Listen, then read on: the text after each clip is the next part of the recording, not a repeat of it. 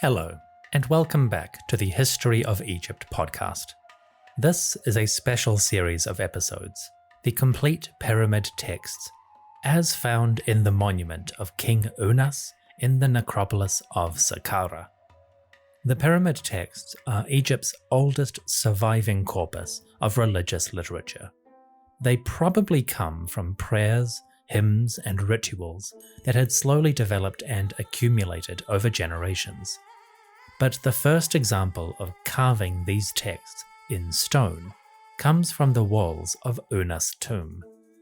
Today, I would like to introduce you to the texts themselves, to read, as fully as possible, the passages they include. The Pyramid of Unas is located at Saqqraa, just south of the famous Step Pyramid. In 2024, it is open to tourists, and if you are going to the necropolis, I highly recommend seeing this monument. But of course, hieroglyphs are meaningless if you can't get a sense what they're actually saying.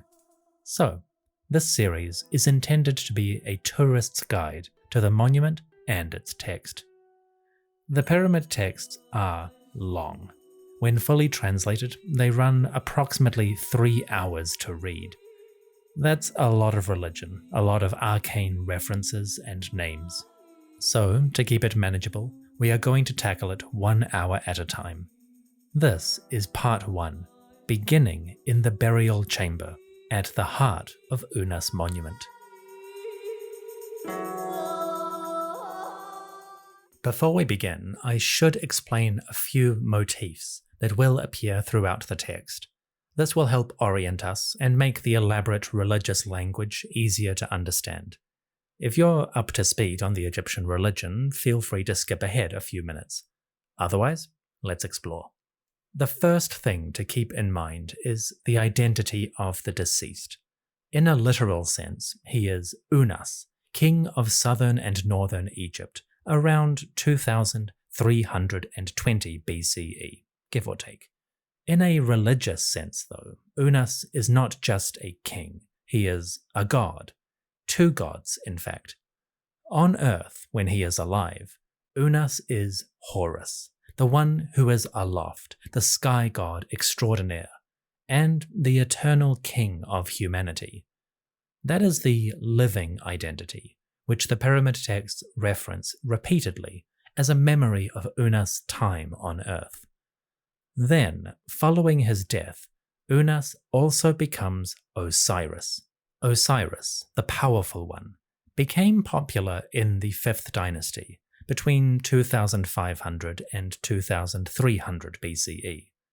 You may think that Osiris has always been around, and yes, the stories are probably older than this. But in terms of temples, texts, art, and references, Osiris really becomes visible in the 5th dynasty. And the idea goes that following their death, the king of Egypt transformed from their earthly incarnation, Horus, to a new incarnation. In a word, they became Osiris. As a result, the pyramid texts repeatedly address Unas, not as a king, but as Osiris. Throughout these passages, the hieroglyphs will talk about the Osir Onis, the Osiris Unas. This is his identity as a deceased and now eternal ruler. So our protagonist is the dead king, who is making his way to the next and never-ending world. Where is that world? The Egyptian afterlife is often described as a netherworld or an underworld. It's easy to see why. Burial chambers, graves, are usually underground, or at least beneath a huge quantity of stone, like a mountain or a pyramid. And in some texts, from much later in Egyptian history, we do get the sense that the afterlife is somewhere beyond the western horizon, as if the deceased travel as far west as you can go, and then leave our world to enter the next. But, and this is a big but, that's not exactly the case for the pyramid texts. The pyramid texts do reference the West and the Westerners, the deceased. But Unas, the deceased king, has another destination to go to first. The king's soul will not travel directly west. Instead, he will go north and up. The pyramid texts are overwhelmingly concerned with the dead king's journey to the sky. The sky is the realm of the gods, the great creators like Atum, the one who is complete, Ra, the sun, Horus, the one who is aloft, Nut, the sky itself as a concept, and many others besides. Unas, as a dead king, is entitled to join the gods in that celestial realm. So, as we will see, there are many references to Unas going up to the sky, joining his brothers and sisters, the deities themselves. So, putting it simply, the Egyptian afterlife is somewhere beyond our world, beyond Earth in a literal sense. But for the pyramid text specifically, the king is going up and joining the gods in the sky. If we keep that in mind, it helps to put the geography in perspective. That sky element has another important motif. Throughout the pyramid text, we will find frequent mention of the imperishable stars. These stars, called the Ihemu Sek, the ones that do not know destruction, are a real thing. The imperishable stars are the circumpolar stars, a category of star that, because of its position relative to the Earth, will never dip below the horizon. Instead, they will circle around the pole without ever dipping away. The circumpolar stars are different depending where you are on our planet, but for the Egyptians, the circumpolars were a pair of stars that, today, are called Kochab and Mizar. They are part of the Ursa Minor and Ursa Major constellations. I'll put a link in the description if you want to know more. The circumpolar stars, the Ihemu Sek, are important for the pyramid texts because, visually, they never disappear. So they never die.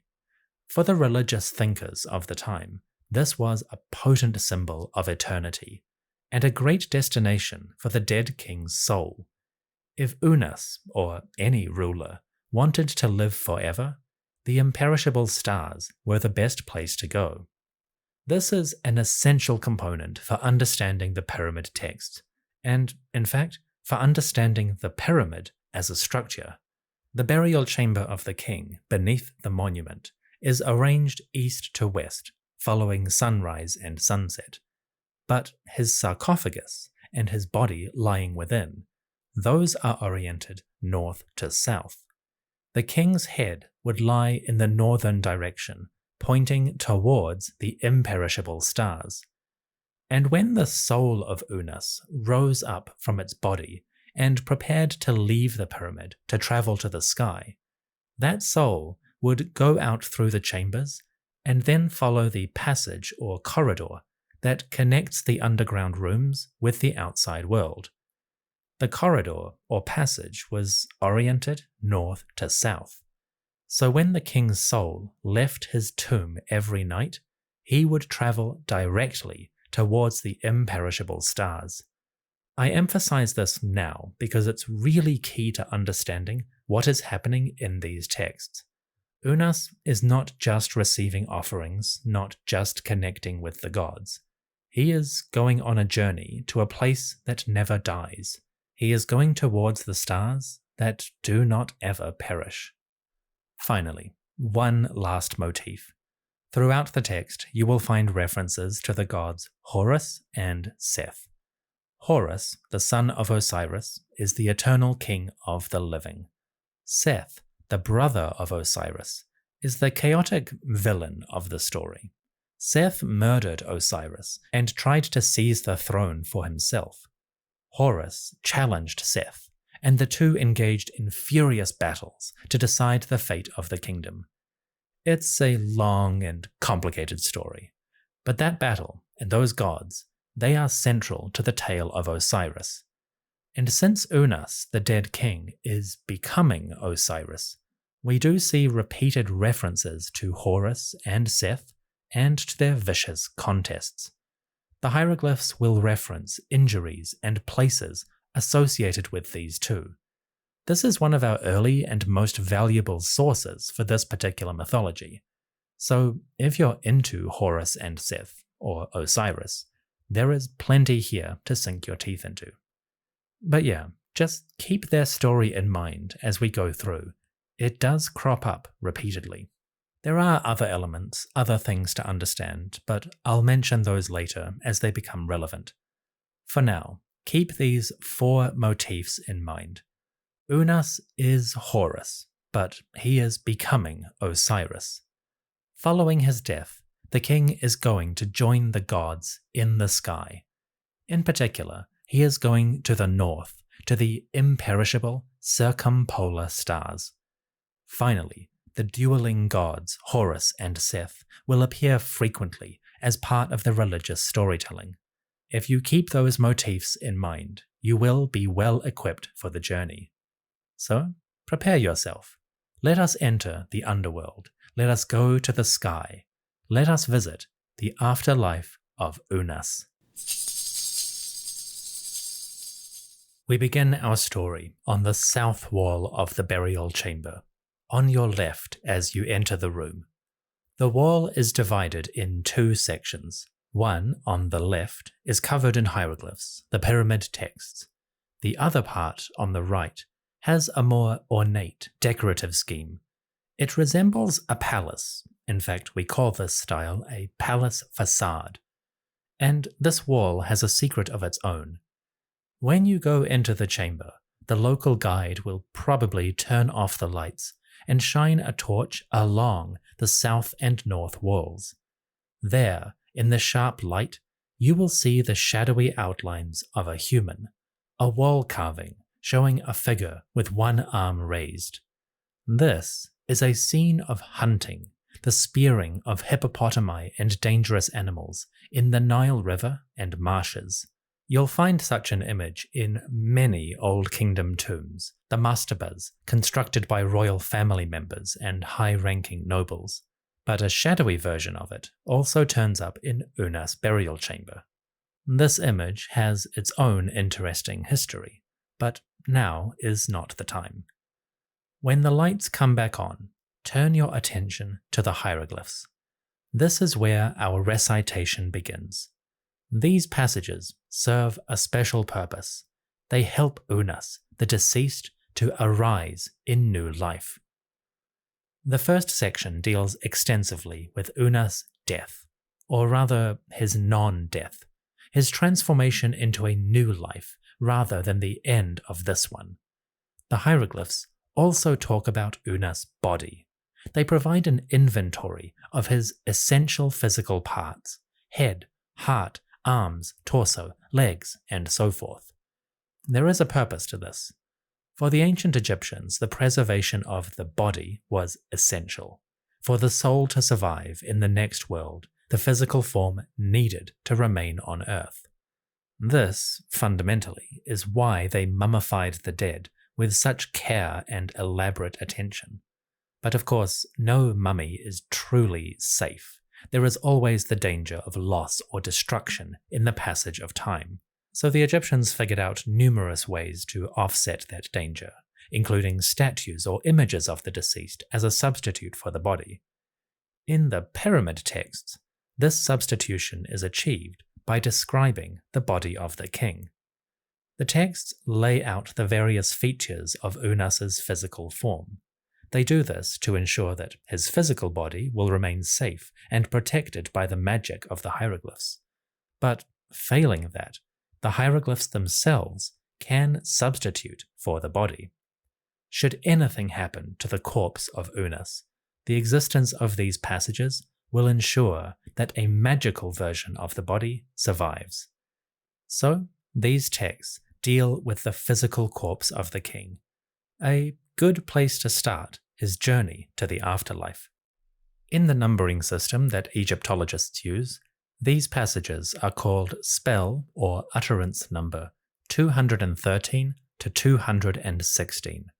They are read from right to left, or west to east, on the southern wall of the burial chamber. Quote, O Unas, you have not gone away dead, you have gone away alive to sit upon the throne of Osiris. Your scepter is in your hand so that you may give commands to the living. The handle of your lotus scepter is in your other hand, and you will give orders to those of the mysterious places, that is, the dead. Your arm is that of Atum, your shoulders are those of Atum, your belly is that of Atum, your back is that of Atum, your bottom is that of Atum, your 2 legs are those of Atum, your face is that of Anubis. The places of Horus will serve you, the places of Seth will serve you. O Unas, beware of the lake. The messengers of your Ka spirit have come to you. The messengers of your father have come to you. The messengers of the sun god Ra have come to you. Go in the wake of the sun. You are to purify yourself. Your bones are those of the female hawks, the goddesses who are in heaven, so that you may be on the side of the god, and leave your house to your son, your creation. Everyone who would speak wrong against the name of Unas when you go up is determined by Geb to be a despised one of his city. That wrong speaker shall flee and fall. You, Unas, are to purify yourself with the cool water of the stars, and you will climb down upon ropes of metal on the arms of Horus in the name He of the Henu barge. Humanity mourns and bewails you after the imperishable stars have carried you away. Enter then into the place where your father is, where Geb is. He gives you that which was on the brow of Horus, so that you become powerful and full of splendor on account of it, so that you become the foremost of the Westerners on account of it. O Unas, your messengers go forth, your heralds hurry to your father, to Atum, and they say for you, Atum, let him rise to you, fold him in your arms. There is no god who has become a star without a companion. I shall be your companion. Look at me, you have seen the forms of the children of their fathers, who know their messages, who know their spells, who are now the imperishable stars. May you see the 2 inhabitants of the palace, that is, Horus and Seth. May you bespit the face of Horus and remove his injury. May you catch the testicles of Seth and remove his mutilation. That one is born for you. This one is conceived for you. You are born, O Horus, as the one whose name is He before whom the earth quakes. You are conceived, Seth, as the one whose name is He before whom the sky shakes. Such a one has no mutilation, that is Horus. Such a one has no injury, that is Seth. Such a one has no injury, such a one has no mutilation. So, you have no injury, you have no mutilation. You are born for Osiris, O Horus. You have become even more splendid than he. You have become even more powerful than he. There is no seed of a god that has perished, nor has he who belongs to him. You will not perish who belong to him. Ra-Atum does not give you to Osiris. Osiris does not reckon your heart. He has no power over your breast. Ra-Atum does not give you to Osiris. He has no power over your breast. Osiris, you cannot have power over Unas. Your son cannot have power over him. Horus, you cannot have power over him. Your father cannot have power over him. You belong, O deceased one, to this god, as the twins of Atum said. Lift yourself up, so they said, in your name, which is the god. And so you become Atum for every god. Your head is that of Horus of the underworld. Your brow is the one with the two eyes. Your ears are those of the twins of Atum. Your eyes are those of the twins of Atum. Your nose is that of a jackal. Your teeth are those of Sopdu. Your arms are those of Hapi and Duamutef, which you will need to ascend to the sky, and you do ascend. Your legs are those of Imseti and Kebesenuef, which you will need to descend to the lower sky, and you will descend. All your body parts are those of the twins of Atum, O imperishable one. You did not pass away. Your Ka spirit does not pass away. You are a Ka spirit. Now, the hieroglyphs turn away from the body of Unas, and they focus outward. We get passages describing the king's journey through the nighttime sky. He rides a bark or boat among the stars, and we get more references to specific stars, including recognizable bodies and constellations like Sothis and Orion. We also start meeting the gods. When the king, Osiris Unas, reaches those stars, the gods themselves come forth to welcome him. In these passages, we meet the deities who reside in the sky realm. These passages name the major deities one after another, and it may get confusing if you're unfamiliar with these figures. I've included a link to a handy chart in the episode description, but for now, here is a quick summary of the most important names. The gods come from nothing, from the infinite primordial waters called Nun and Nunet. Then there is Atum, the creator, the god who made himself and who then ordered the universe. From Atum we have Shu and Tefnut, the lord of light and the lady of moisture. Then we have Nut and Geb, the masters of sky and earth respectively. From them we have the four siblings, Osiris, Isis, Nephthys, and Seth. These deities order the earthly and the human world, the places that we inhabit. Finally, we have Horus, the ruler of humanity, the avatar of kingship. These gods all have complicated backstories and relationships, but they are referenced repeatedly through these passages. So it's helpful to keep this group in mind. Atum, then Shu and Tefnut, then Geb and Nut, then Osiris, Isis, Nephthys, and Seth. Finally, Horus. Other gods appear as well, like Thoth, Anubis, and the divine councils, or Enneads. But if you keep those 10 names in mind, you have a good start. This section is heavy on the repetition, even more than the other parts. I have abbreviated it slightly, because some of these passages are literally the same phrases over and over and over and over and over. So it's slightly shorter than the full hieroglyphs, but you'll get the core meaning. Now then, Unas meets the gods, and they welcome him. These are passages or utterances 216 to 219. Quote, "Someone comes to you, Nephthys. Someone comes to you, Nightboat. Someone comes to you, Sailor who is covered in gore. Someone comes to you, place where the Ka spirits are remembered. May you all remember that someone. This is Unas." Orion becomes encircled by the Duat when the one who lives in the horizon purifies himself. The star Sothis is encircled by the Duat when the one who lives in the horizon purifies himself.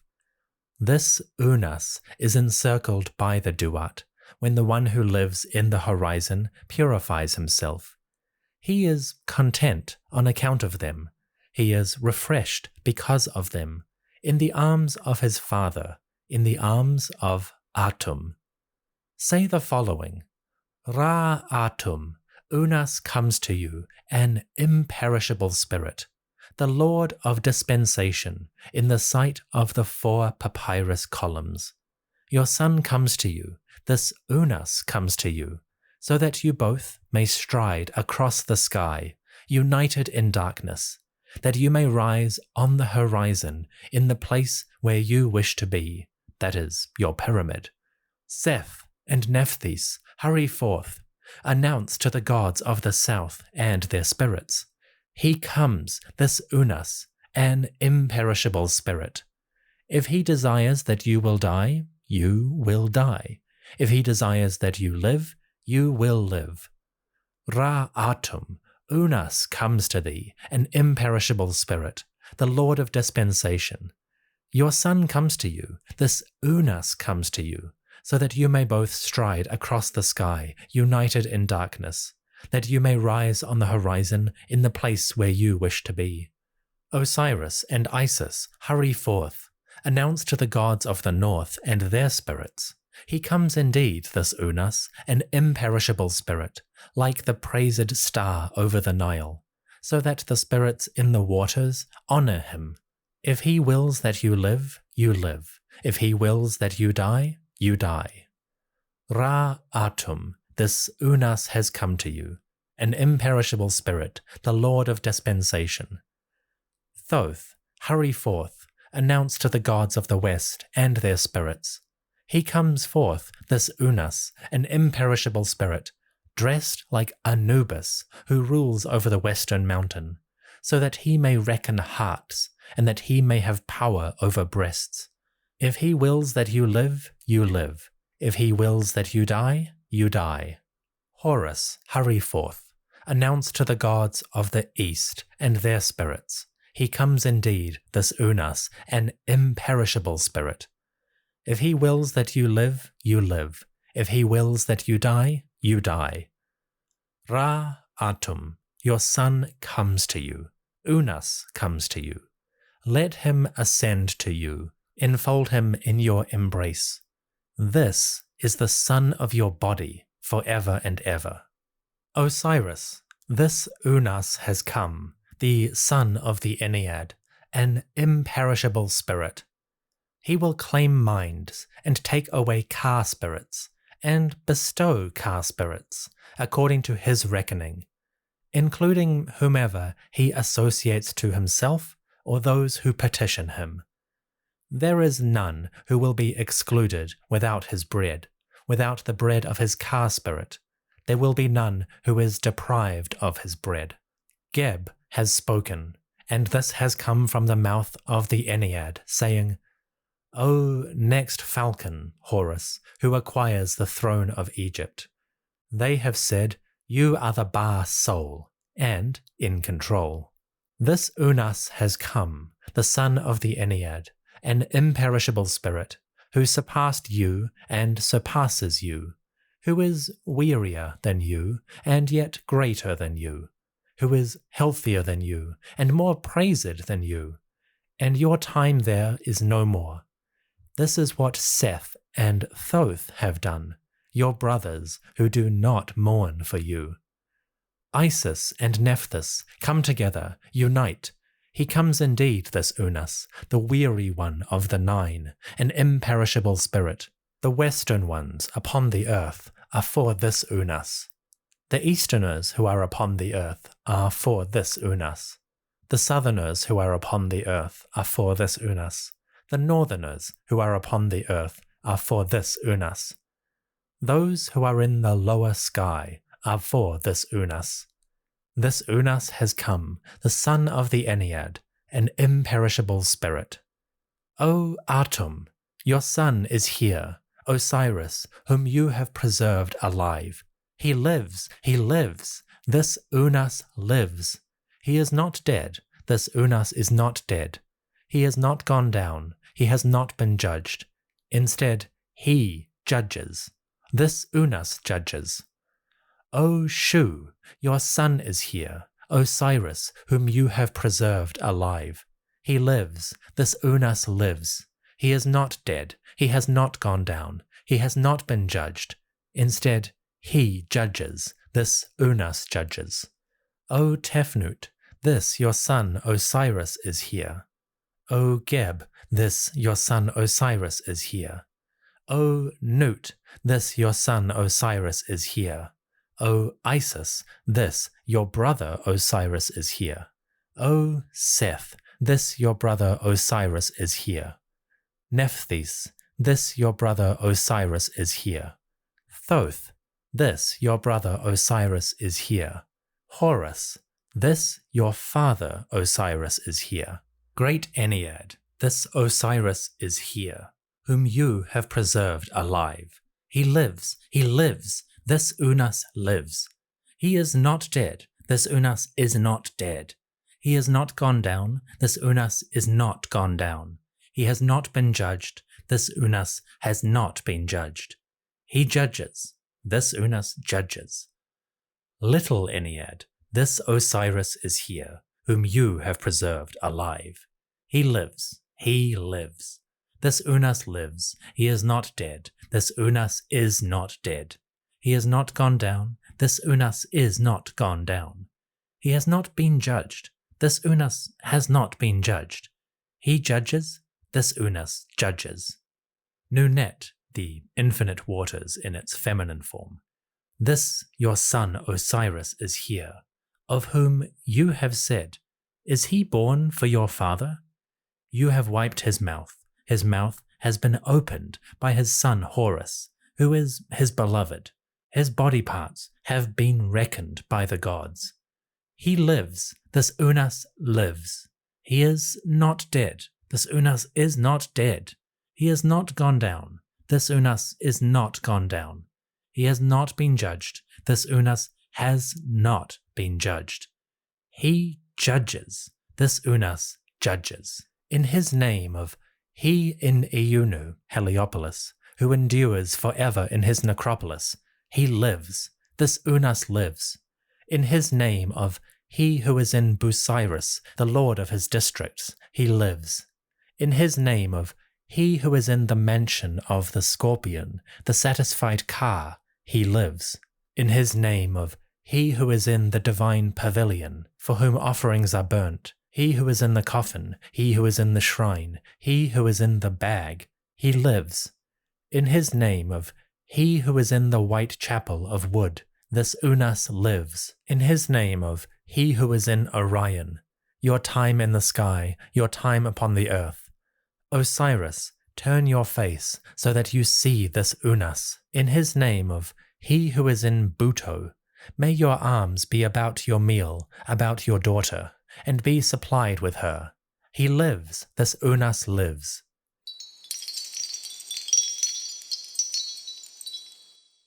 The hieroglyphs of the south wall end here. Well, technically, they end on the next wall, the east. The burial chamber of Unas is just a little bit too small to fit the texts properly onto each appropriate section, so the hieroglyphs go around the corner, literally halfway through a sentence. As we turn that way towards the eastern side of the burial chamber, we are now facing towards the sunrise, that is the world of the living. As a result, the following passages make numerous references to towns and cities within Egypt, places like Hermopolis, or the city of Chemenu, and the city of the lakes near the Fayum region. As we are facing east, we deal, partly, with the world of the living. These are spells or utterances 219 to 222. Quote, may your arms be about your meal, which is your daughter, and be supplied with her. He lives, this Unas lives. In your name of he in the palace of the great oxen, may your arms be about the meal, which is your daughter, and be supplied with her. He lives, this Unas lives.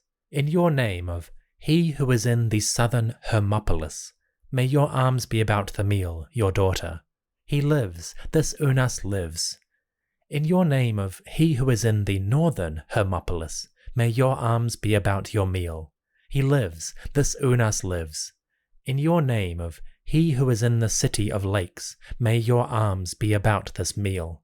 He lives, this Unas lives. Your body is the body of this Unas. Your flesh is the flesh of this Unas. Your bones are the bones of this Unas. Where you go, this Unas goes. Where this Unas goes, you go. The doors of the horizon open themselves, the bolts slide apart. He has come to you, Red Crown. He has come to you, flaming Uraeus. He has come to you, Great One. He has come to you, Great of Magic. He is purified for you, and in awe before you. Be pleased with him. Be pleased with his purification. Be pleased with the words that he says to you. These words are, "How beautiful is your face when you are satisfied, when you are new and young. A god has given you birth, the father of gods. He has come to you, O Great of Magic. It is Horus who fought to protect his eye, which is the Great of Magic.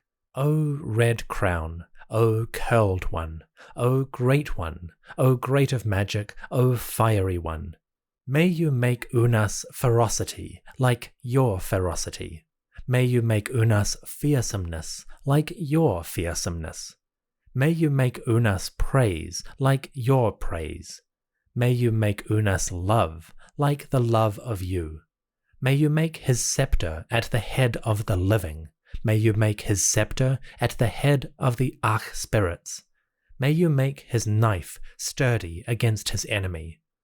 O Curled One, you have emerged within him, and he has emerged within you.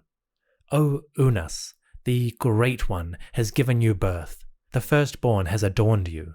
The firstborn has given you birth. The Great One has adorned you. For you are Horus, he who fought to protect his eye. Stand up upon this land, which came forth from Atum, which came out of the Becoming One. May you become over it. May you become high over it, so that your father will see you, so that Ra will see you. He comes to you, O his father. He comes to you, O Ra. He comes to you. He comes to you. He comes to you. He has come to you, his father. He has come to you, O Ra. He has come to you, O Fallen One. He has come to you, O Fertilizer. He has come to you, O Raging One. He has come to you, O Great Wild Bull. He has come to you, O He of the Great Boat. He has come to you, O Supdu. He has come to you, O Sharp of Teeth. May you grant that this Unas grasp the cool waters and receive the horizon. May you grant that this Unas rule over the nine, the Ennead, so that he may provide the Ennead with their offerings. May you give the staff of the herder into the hand of this Unas, so that the heads of northern and southern Egypt will bow before him. Unas comes down to meet his enemy, and he stands up, the greatest chief in his great kingdom. Nephthys has praised him after he captured his opponent. You have adorned yourself as the Great of Magic, he who is in Ombos, the Lord of the South, that is, Seth. It will not be lost for you. It will not end for you. Behold, you are full of splendor, powerful one, even more than the gods of the South, together with their spirits. You, whom the pregnant one ejected when you cleft the night, you are adorned like Seth, he who came out forcibly. But more happy is the one whom Isis praises. You have adorned yourself as Horus with the two pupils of his eye. It will not be lost for you. It will not end for you. Behold, you are full of splendor, a powerful one, even more than the gods of the north, together with their spirits.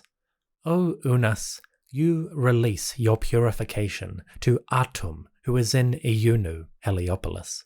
You descend with him so that you may decide the needs of the lower sky, and stand up in the places of noon, the primeval waters. You come into being with your father Atum. You are high up with your father Atum. You rise with your father Atum. The needs of the Duat are severed from you. Your head is held by the nurse of Iunu, Heliopolis. You go up and open the way through the bones of Shu, the air. The embrace of your mother Nut, the sky, enfolds you, and you purify yourself upon the horizon, and leave that which should be purified in the lakes of Shu. You go up, you go down. You go down with Ra, darkened with the one who was cast down. You go up, you go down. You go up with Ra, and you rise with the one of the great boat. You go up, you go down. You go up with Nephthys, one of the twilight with the night boat. You go up, you go down. You go up with Isis, and you rise with the day boat. You have power over your body. There is no one to oppose you. You are born because of Horus within you. You are conceived because of Seth within you. You have purified yourself in the district of the Falcon, that is the 3rd district of northern Egypt. You have received your purification in the district of the uninjured ruler, that is the 13th district of northern Egypt. You have received this before your father, before Atum. You have come into being, you have become high, you have become a spirit. Cool it is for you in the embrace of your father, in the embrace of Atum. Atum, elevate to yourself this Unas, enfold him in your embrace, for this is your son of your body, forever and ever.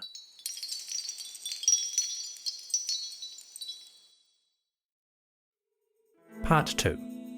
We have explored the southern and eastern walls of the burial chamber. Their texts deal with the awakening of Unas to new life, rejecting his death. They tallied up his body parts, ensuring that they would be protected and preserved in this world and the next. Finally, Unas travelled north and up, as he journeyed to the sky to become one with the stars and the gods. The great deities greeted Unas, welcoming him as one of their own. Thanks to those texts, the king's voyage had begun. Back on Earth, there were more practical concerns. The king's body required additional protection before it was truly safe, and the king's soul required nourishment. Unas was becoming a god among the stars, but even gods require food and drink. So, the next section deals with offerings.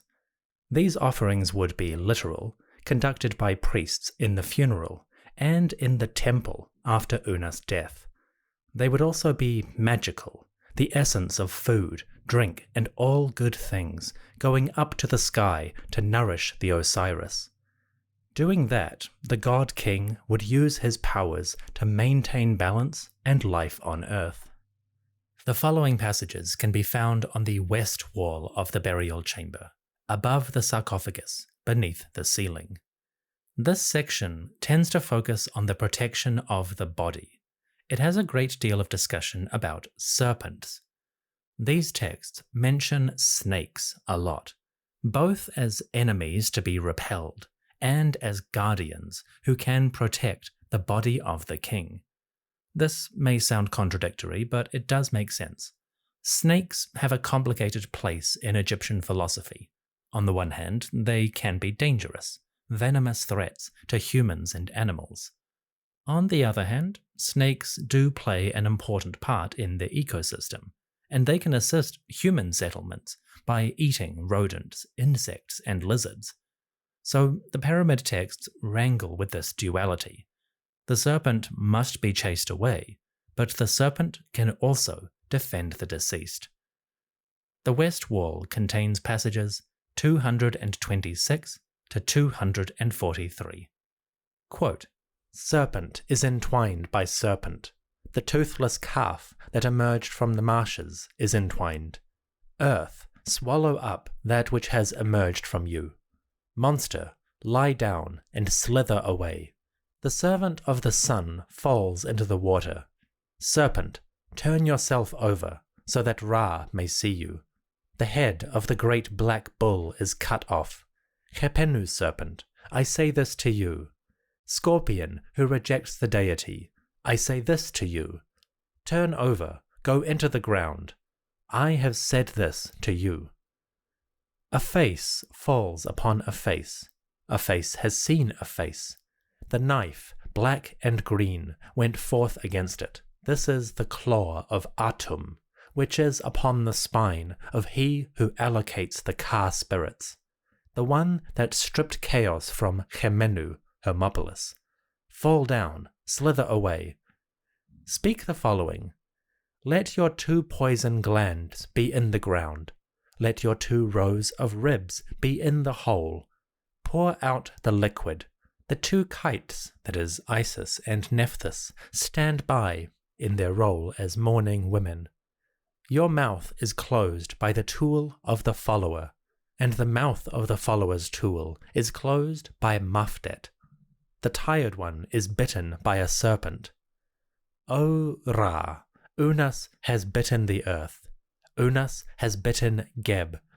Unas has bitten the father of he who bit him. O Ra, bite for me the earth. Bite for me Geb. Bite for me the father of the one who would bite me. This one is the one who would bite me as soon as he sees me. I would not bite him. He is the one who would come against me as soon as he looks at me, but I would not go against him. If you bite me, snake, I will give you one back. If you look at me, I will give you your second. Snake will be bitten by snake. The male serpent is bitten by the female serpent. The female serpent is bitten by the male serpent. The sky will entwine. The earth will entwine. The god who turns around the subjects will entwine. The blind god will be entwined. And you, Scorpion, you will be entwined. These are the 2 spells of Abu, Elephantine, that are in the mouth of Osiris, those which Horus has cast upon the back of the snake. Your bone is made into a harpoon, by which you yourself will be harpooned. Desires are removed, and the Bedouin who are in the place of the spear, they are overthrown. This is the god Hemen. Those were utterances 226 to 231. Now, let's hear the same passages, but not in English. Moving forward, I'm going to introduce short sections of the transliteration. This is where Egyptologists turn hieroglyphs into the Latin alphabet for the purposes of translation and understanding. The pronunciation of ancient Egyptian is still largely unknown. Linguists can reconstruct some words, and there's been some really interesting advances in the past 10 years. But still, many of the vowel sounds and the exact pronunciations are lost. In these passages, I'm going to be using a pronunciation that is common within Egyptology. Basically, whenever a vowel is missing and we can't make a strong guess about it, scholars tend to insert a generic E sound. It certainly doesn't get close to the ancient pronunciation, but it's a starting point for reading these words aloud. Naturally, this next section will probably sound unintelligible. Don't focus on understanding it. Instead, keep an ear out for the rhythm of certain sounds.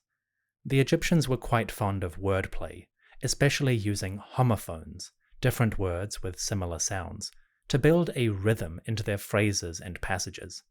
You will hear it quite nicely in this next section, where certain sounds repeat several times. But most of the time, those similar sounds are actually different words. It's a fun way to get an idea of what these passages sounded like. Quote, Jed Medu, Shanau nau in nau, Shanu beches chabu peru emchesep, Ta yam menek peret immek hiu sedger seben, Cher chempesjet emmu chefau penau ma jura.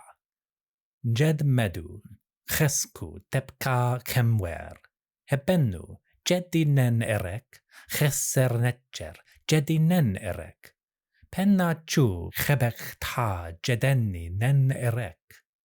Jed Medu, Cher her, cher main cher, Perien nem sabkem waj eres, Am menef enef inespo enef.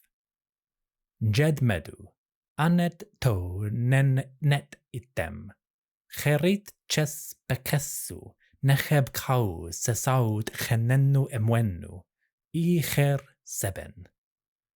Jed Medu, Neshefek emta sepechtiek em babau, Set mu achau jerti, Tememu Raek in Shemset, Tememu Ra in Shemset in Maftet, Pesechu Sebek in Nau, I Ra, Pesech en Onis, Ta Pesechen Onis Gebeb, Pesechen Onis It in Pesechu Su. In se pen Pesech Onis en Pesech Su Onis. Sut ier Onis en Shem Onis Eref, Shesep tu, en Maef Onis Shesep tu, en Degeg F en Onis. Pesechef Onis, Dief Waek Maek Onis, Dief Senenuech. Pesechu Nau in Nat, Pesechu Nat in Nau. Shennu pet shennu ta shennu medjeru, cha rekit, shentinetcher, shepu tepef, shentiech jesech nen wechat. Chesui nu, nui abu, immu ra en osir, chesu en cher beksu. And now back to English. The next section continues the theme of repelling danger and protecting the king. These are utterances 232 to 243. Quote, say the following: vascular one, seminal one, you, the long one of his mother. You are washed, let this one be washed in dust. You are washed, O desert, let there be water, there is no dust. The serpent that came forth from the earth has fallen. The fire that came forth from the noon, the infinite waters, has fallen. Fall down, slither away. A face is upon you, you who are upon your stomach. Fall upon your backbone, you who are in the bushes. Retreat before me, O serpent with two faces. You, long one, with the beaten flanks, and the other with the beaten flank. You have mated with the two gatekeepers of the praiseworthy king. Earthen one, out of the courtyard, trampled and purpled, foot trampled, cord, the son of Hefket. That is your name.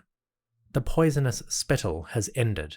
That which was in the poison has sped to the house of its mother. Monster, lie down. The bread of your father belongs to you, you whose attack has missed. The Uraeus is for the sky, the fire spitter of Horus is for the earth. Horus the oxherd treads. Unas has trod upon the walk of Horus. Unas does not know. Unas is not knowing. Go down upon your face, you who are in the undergrowth. Be laid upon your back, you who are in his cave. You are meat for the pot of Horus. Escape into the earth. O monster, go away. Spit of the wall, vomit of the brick. That which comes forth from your mouth will be thrown back against you. The fire has been extinguished. The flame serpent will not be found in the house of the Ombite, that is, Seth. The biting snake is all over the house of the one whom he would bite, and is hiding within it. 2 Chetes scepters are for the strips of papyrus. They are as trampled bread. Lion, go away. Whether you are here or whether you are there, servant, go away. From the west wall, we now turn right and face the north. In this section, we have, arguably, the most important texts in the whole pyramid. These are the offering rituals, elaborate descriptions of food, drink, and all good things that the deceased should receive on the day of their funeral and every day thereafter. You may find these offerings a bit repetitive, but there is a reason for that. Firstly, the texts repeat themselves in order to guarantee that every individual offering, every type of bread, drink, every cut of meat or specific vegetable, appears properly in the offering list. And by repeating certain phrases, every offering is activated with its divine magic. So it's not so much a repetition as it is a rhythm of religious meaning. I've tried to capture that in the reading, but it comes across better in the Egyptian. The first section of the north wall contains spells or utterances 23 to 57. They are read from west to east, from your left to your right as you're facing it.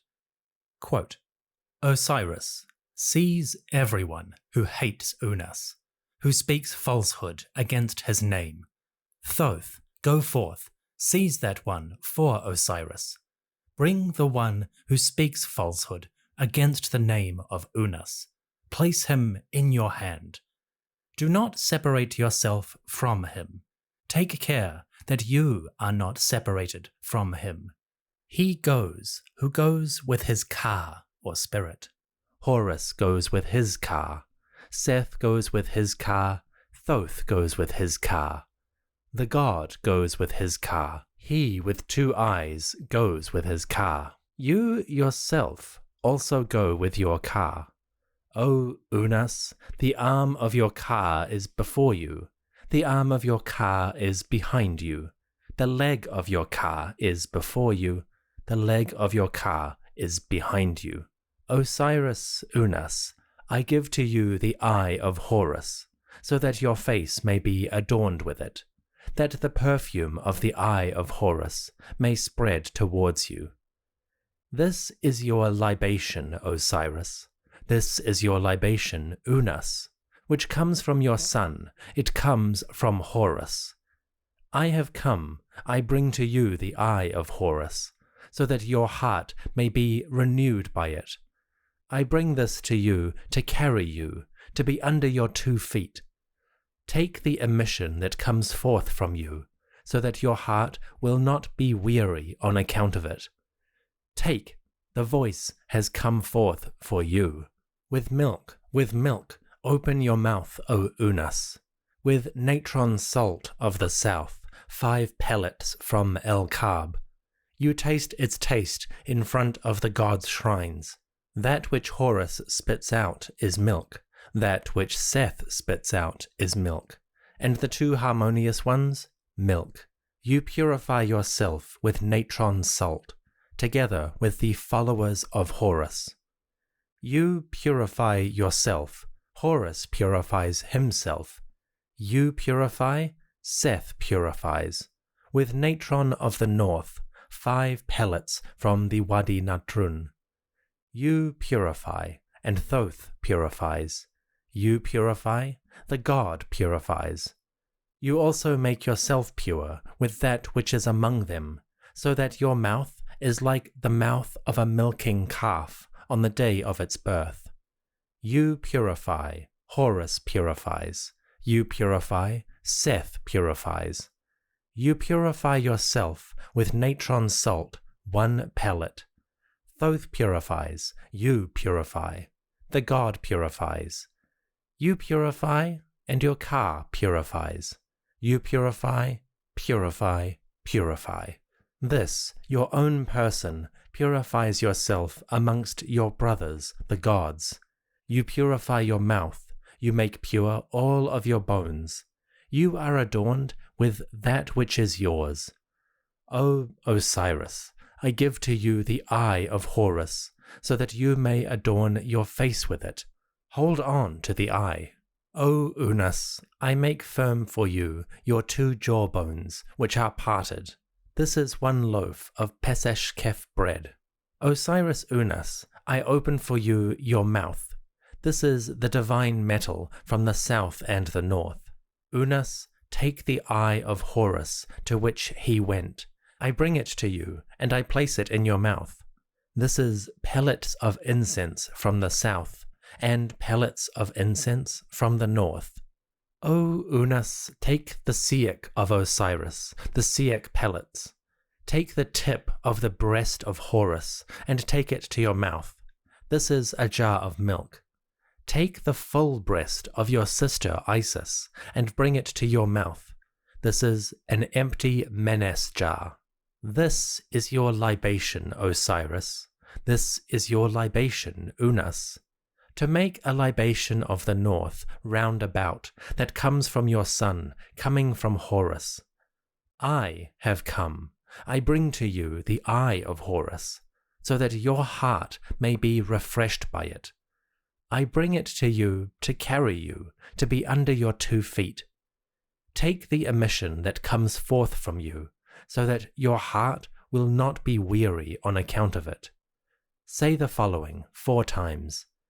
Take, the speech has come forth from you.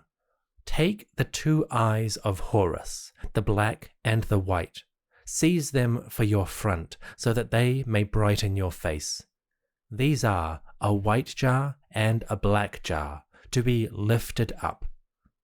May Ra in heaven be pleased with you. May he appease for you the 2 lands. May the night be favorable for you. This is a wedjat cake. May the 2 ladies be favorable to you.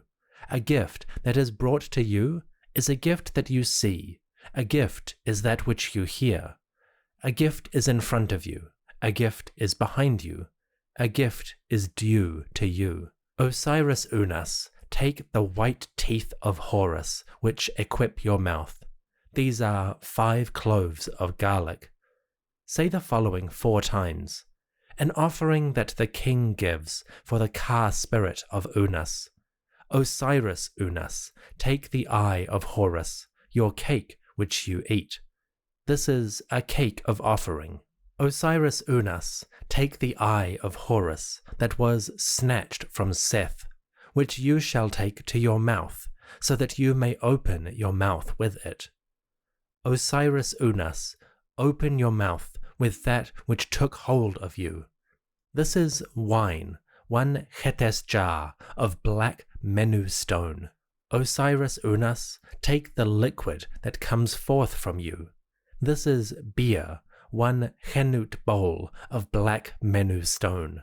O Ra, you are adored in heaven. You are praised for Unas, the Lord of all things.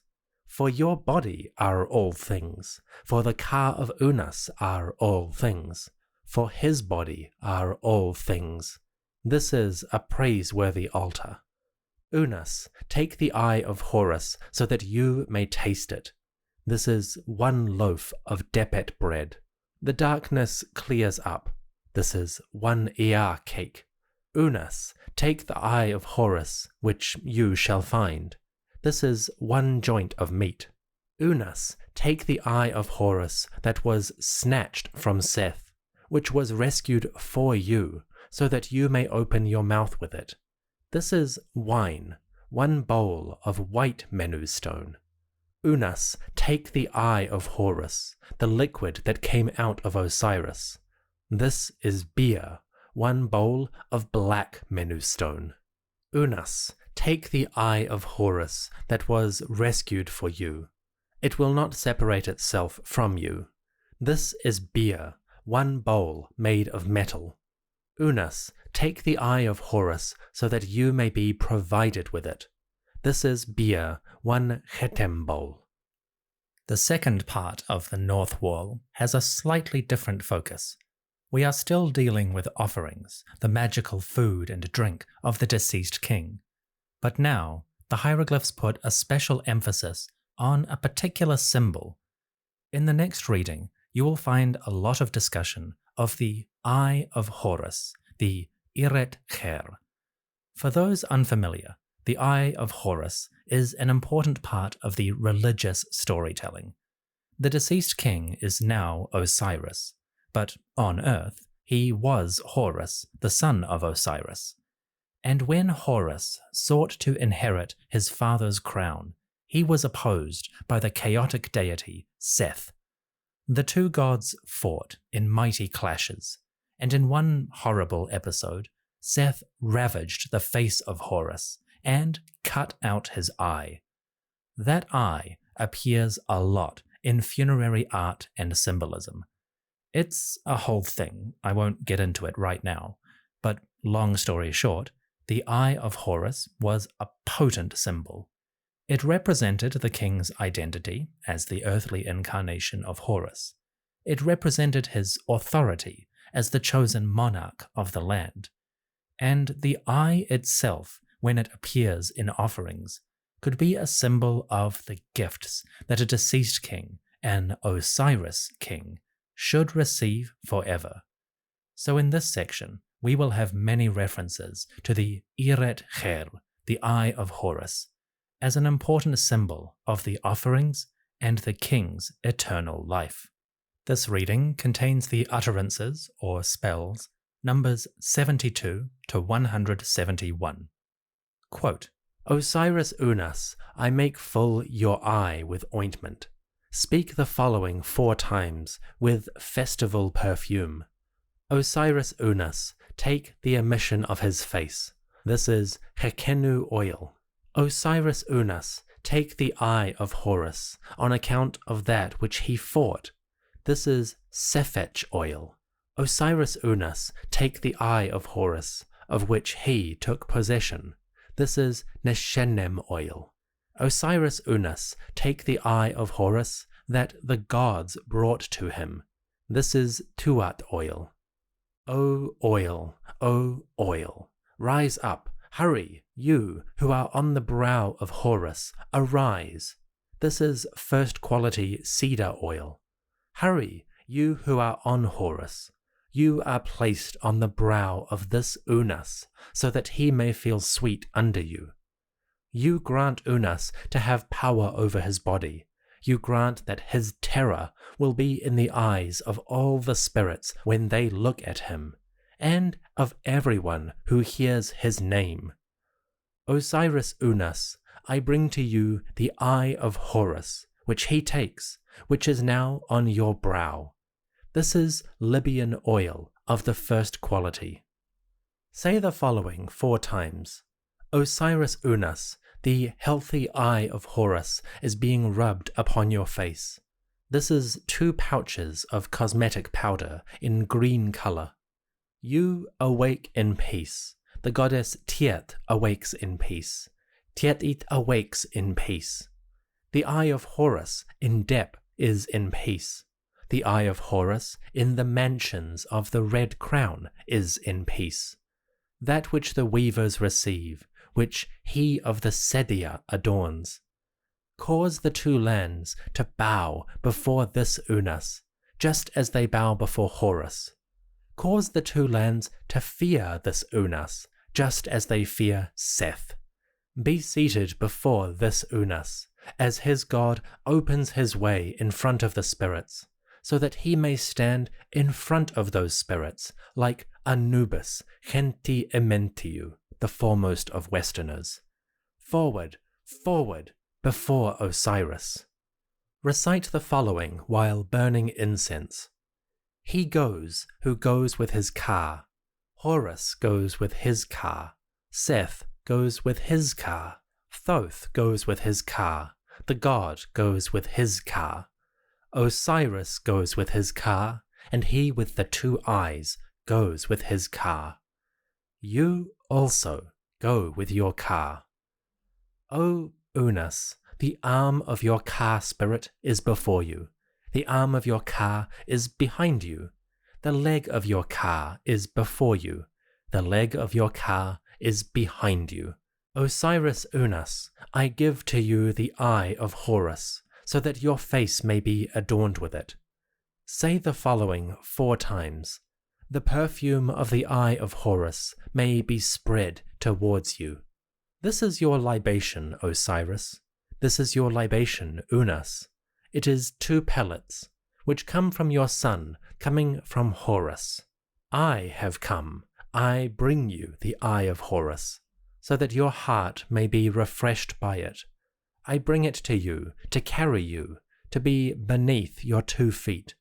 Take the emission that comes out of you, so that your heart will not be weary on account of it. Say the following 4 times. Take, the voice has come out for you. It is Thoth who came with it. He has come out carrying the eye of Horus. This is 1 table of offerings. The eye of Horus is given to him, so that he may be satisfied with it. Come with the royal offering. Osiris Unas, take the eye of Horus, after he has been satisfied with it. This is the royal offering, performed twice. Osiris-Unas, take the eye of Horus, be satisfied with it. This is 2 offerings of the broad hall. Say the following words. You have caused it to retreat before you. Sit down, be silent. This is the royal offering, the royal invocation.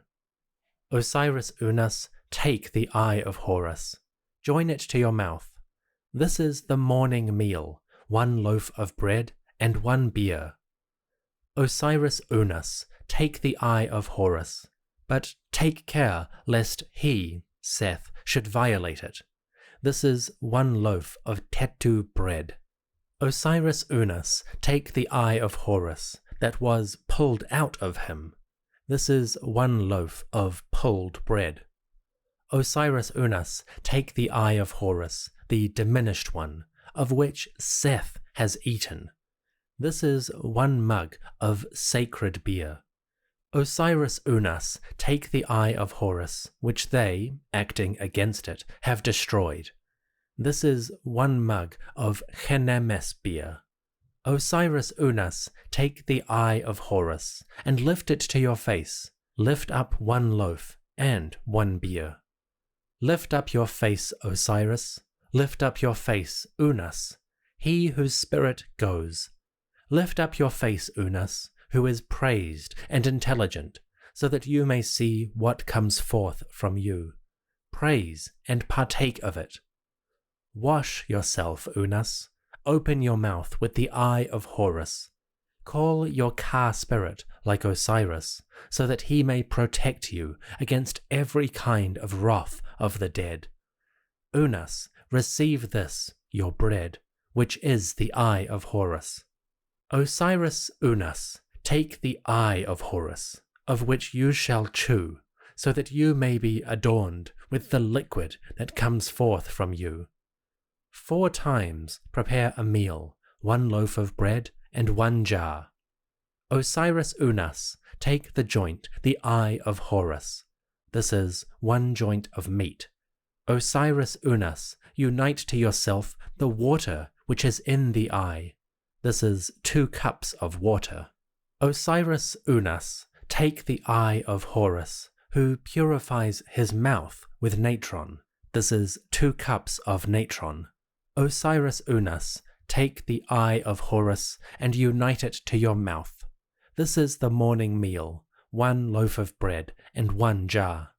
Osiris-Unas, take the eye of Horus that was trampled by Seth. This is 1 loaf of Téti bread. Osiris-Unas, take the eye of Horus that was pulled out of him. This is 1 loaf of pulled bread. Osiris-Unas, take it upon you. This is 2 loaves of Chetech bread. Osiris-Unas, I bring to you that which causes you joy. This is 2 loaves of Neher bread. Osiris-Unas, I place your eye, the delicious one. This is 4 loaves of Depet bread. Osiris-Unas, take the eye of Horus. Prevent him from suffering on account of it.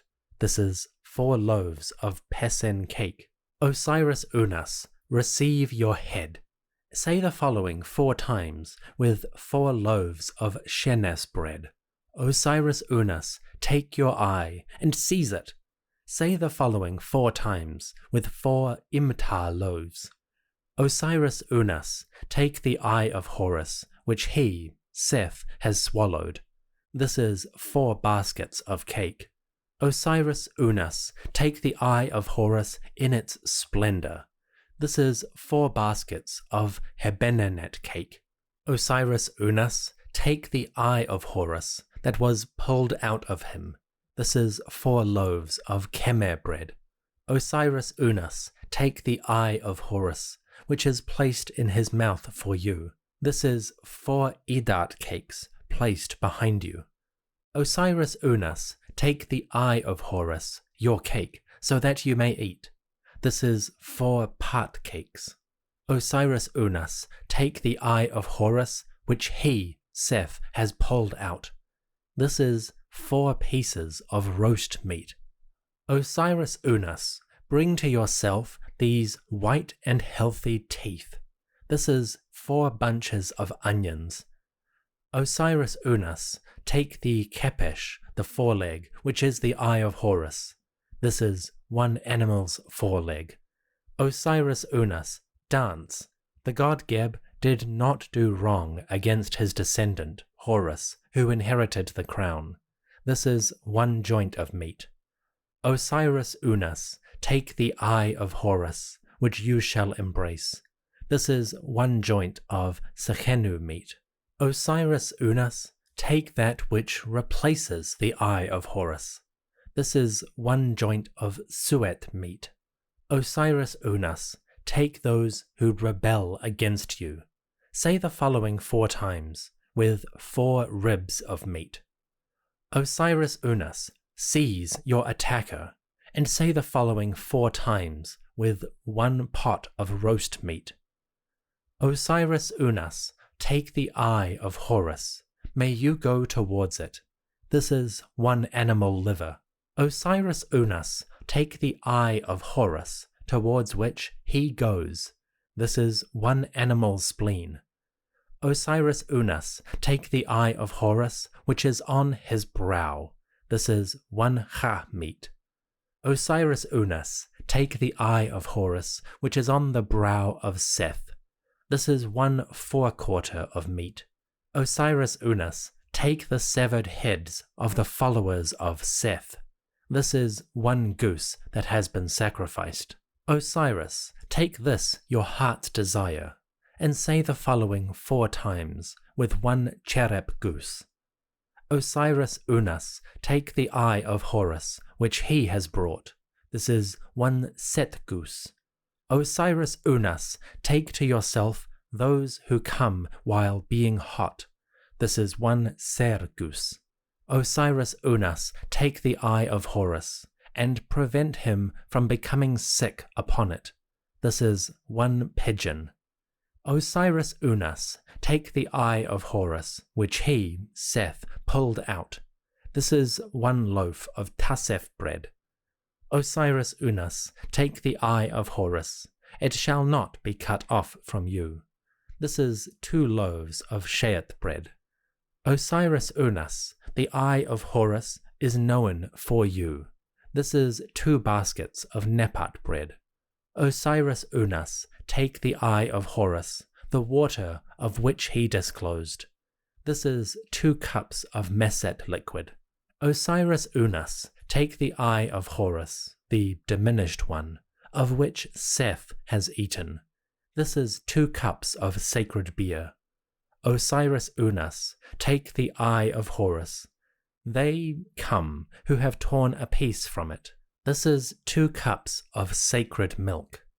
Osiris Unas, take the eye of Horus, which they destroyed, acting against him.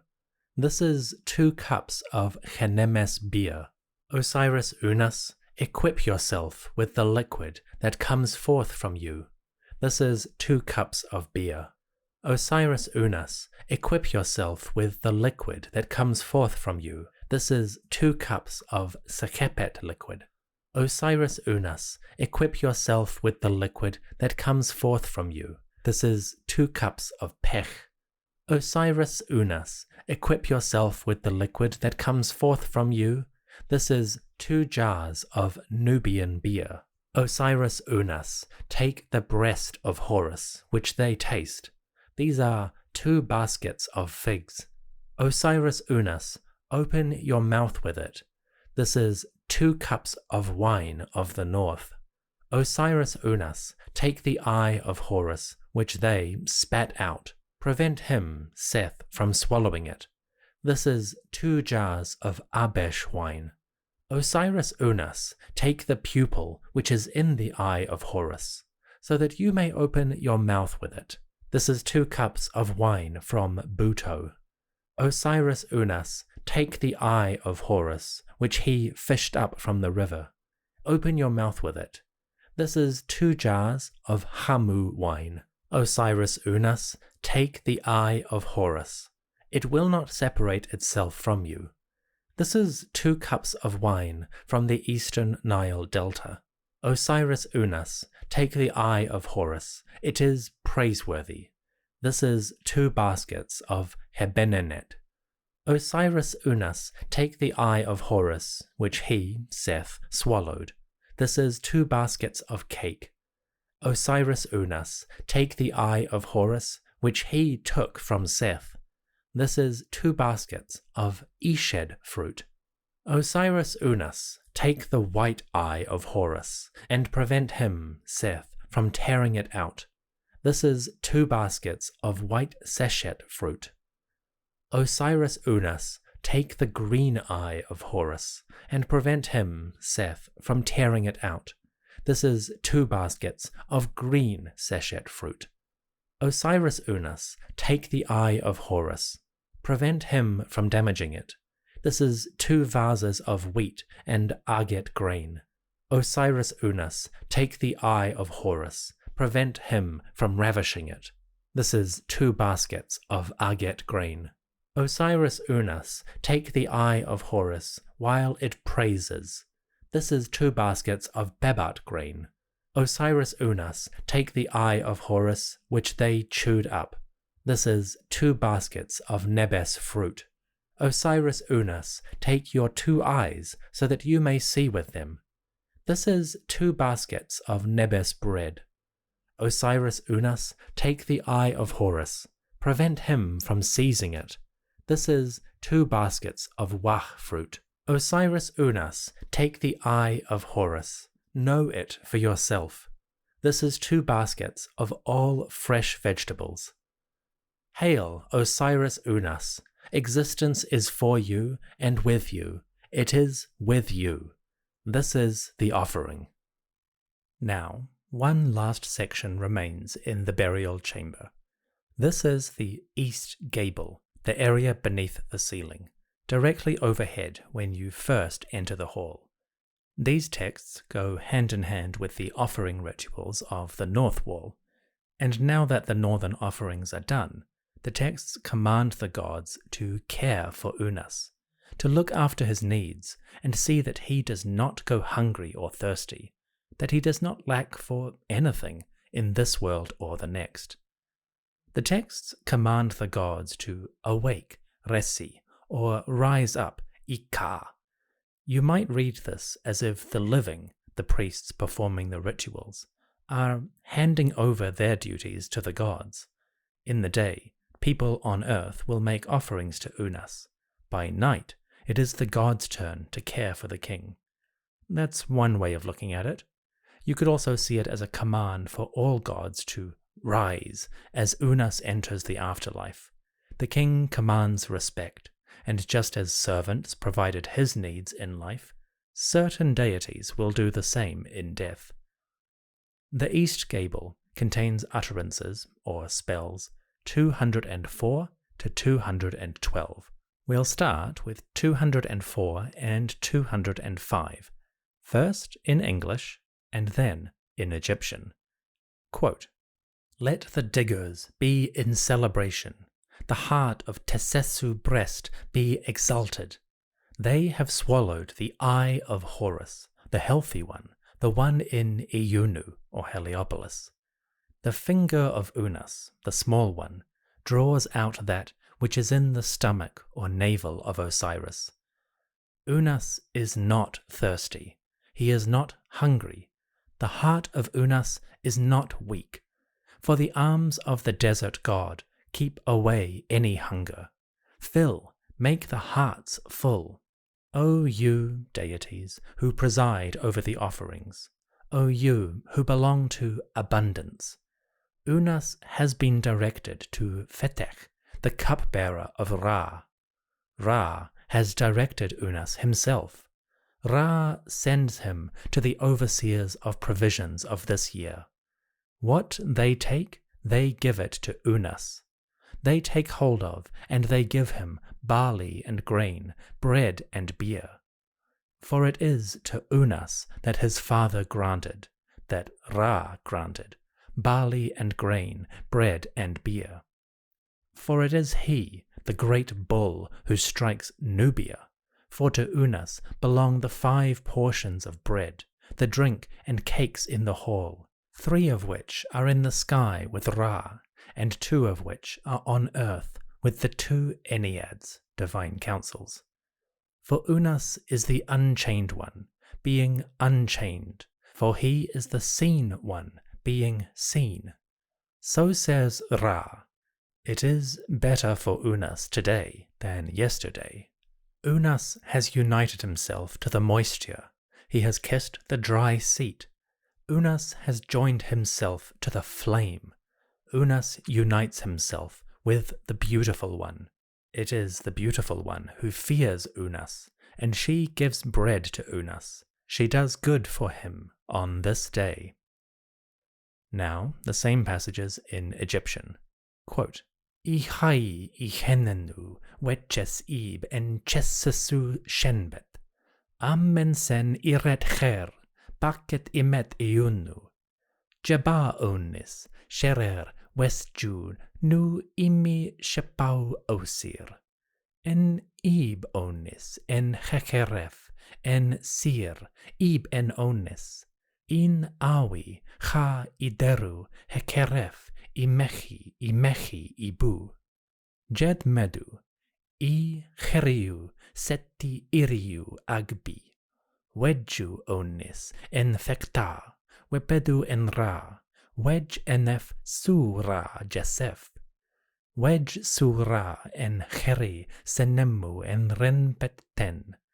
Chefa sen, dis sen enef, amsen, dis sen enef. It bedet techenket. Enetet en onis, in itef rediu enef. In ra rediu enef, it bedet tehenket. Enetet sut iska wer huu kenset. Enetet onis is iri diut ishtet emchut. Eu chemtet erpet chara, eu senti erta pesjeti. Ni su fechechi, sut fechechu, ni su mai, sut mai. Ira neferenef, emheru pen ersef. Eu necken onis memmet, eu sennen onis shuset. Eu demegen onis emnechbut. Eu necken onis nefret, ner ef shu teb shes. In chem nefret neru en onis, redies te en onis. Ires enef, nefret emheru pen. Now we continue the east gable. Utterances 206 to 212. The gods welcome Unas and ensure he does not go hungry, thirsty, or lack for anything. Quote, the offering of the butcher, the offering of the butcher, the offering of that which is in the eye of Ra, the offering of the bird-catcher, of that which is in the eye of the god, the cupbearer who brings water. Let the flame burn, and the meat together with the pastry. Present 4 hands full of water. The god Shu is flourishing. Unas has not taken away his meal. Unas is flourishing. Shu has not taken away his meal. The messengers of the east repeat, this is your bread. O judge, arise. Thoth, be high. Sleepers, awake. The inhabitants of Nubia, arise before the great Shaker who comes out of the district. Wep Wawet, the opener of the ways, who comes out of the bushes. Pure is the mouth of Unas. The 2 Enneads burn incense for Unas. Pure indeed is the tongue which is in the mouth of Unas. Excrement, or filth, is an abomination to Unas. Unas rejects urine. Unas loathes this abomination. The abomination of Unas is this. He does not eat this abomination, just as Seth rejects the poison of those who cross the sky, that is, Horus and Thoth. Take Unas with you, so that he may eat of what you eat, that he may drink of what you drink, and that he may subsist on that which you subsist, that he may sit on what you sit, that he may be strong in that which makes you strong, that he may sail in what you sail. The house of Unas is woven with reeds. The plenty of Unas is in the field of offerings. His offering is among you, O gods. The water of Unas is wine, like that of Ra. Unas goes around the sky like Ra. He traverses the sky like Thoth. The abomination of Unas is hunger. He does not eat it. The abomination of Unas is thirst. He does not drink it. Unas it is, indeed, who gives bread to the existing ones. His nurse is the milk goddess. It is she who makes him live again. It is she, indeed, who gives Unas birth. Unas is conceived at night. Unas is born at night, for he belongs to the followers of Ra, those who are before the morning star. Unas is conceived in the watery abyss. He is being born in the watery abyss. He has come, and he has brought your bread, which he has found there. The eye of Horus trickles on the bush of the Genu plant. Kenti Ementiu, the foremost of Westerners, comes to him indeed. He has brought him the food of Horus, who is at the head of his houses. On what he lives, Unas lives on that. Of what he eats, Unas eats of that. Of what he drinks, Unas drinks. One joint of meat and one cake. This is his offering.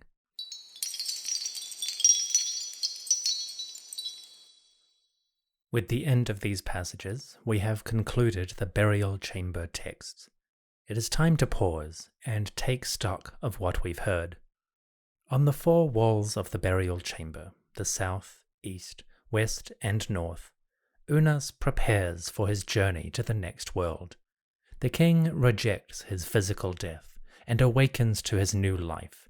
He takes stock of his physical parts so that he can ensure the continuity of his form, both physically on earth and eternally in the spirit world. The king has made preparations to protect his body from dangerous serpents, and to invoke the help of other serpents who may come to his aid. Then Unas and the priests conducting his funerals have laid out the extensive series of offerings that are due to the king and to the gods. These offerings, carved in stone on the walls, will endure eternally, as long as they are read and have been activated with their magical properties. They will ensure that the spirit of the king and the gods high above enjoy their nourishment and all good things in their world. Finally, the texts ensure that those gods awaiting Unas are prepared to welcome him as one of their own. He will sit on the boat of Ra, sailing across the sky during the day, and he will sit on the night boat, sailing through the heavens in darkness. Deities, great and small, are ready to welcome Unas. Some will embrace him as a son or a sibling. Others will serve him, acknowledging the power of the living Horus who has become Osiris. The soul of the king, awakening from his mummified corpse, has taken stock of the world which he is leaving and begun his journey to the world for which he is destined. Here in the burial chamber, at the heart of the pyramid structure, that awakening and that preparation is performed. Leaving the burial chamber, the king's soul and the funerary priests were departing the Duat. Physically, the burial chamber is separated from the other rooms by a short, low passage. This tiny corridor is also decorated with texts that follow and respond to the burial chamber. In the burial chamber, we saw Unas awaken from death, take stock of his body, and then take catalogue of the offerings, as item upon item were given up for the nourishment of Unas and the gods. Now, in the small passageway, We find texts that continue those themes. They have their own content, but they definitely build on what came before. Kind of a sequel to the burial chamber passages. As you duck down and leave the burial chamber, you are heading east.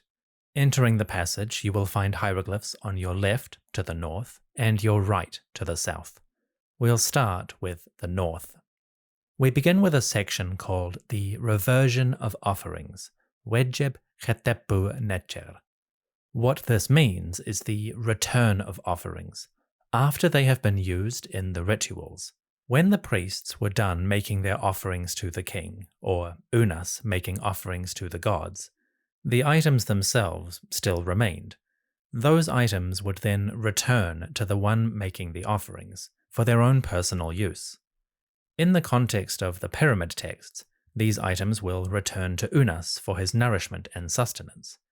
In the living world, though, the offerings would physically revert to the priests, a part of their reward or wages for their duties.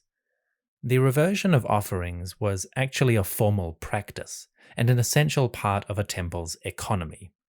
I won't get into that here, just know that in life and in death, the offerings would first go to their divine recipient, then they would go back to the speaker. This section includes a repetition of utterances that we heard in Part 2 on the north wall of the burial chamber.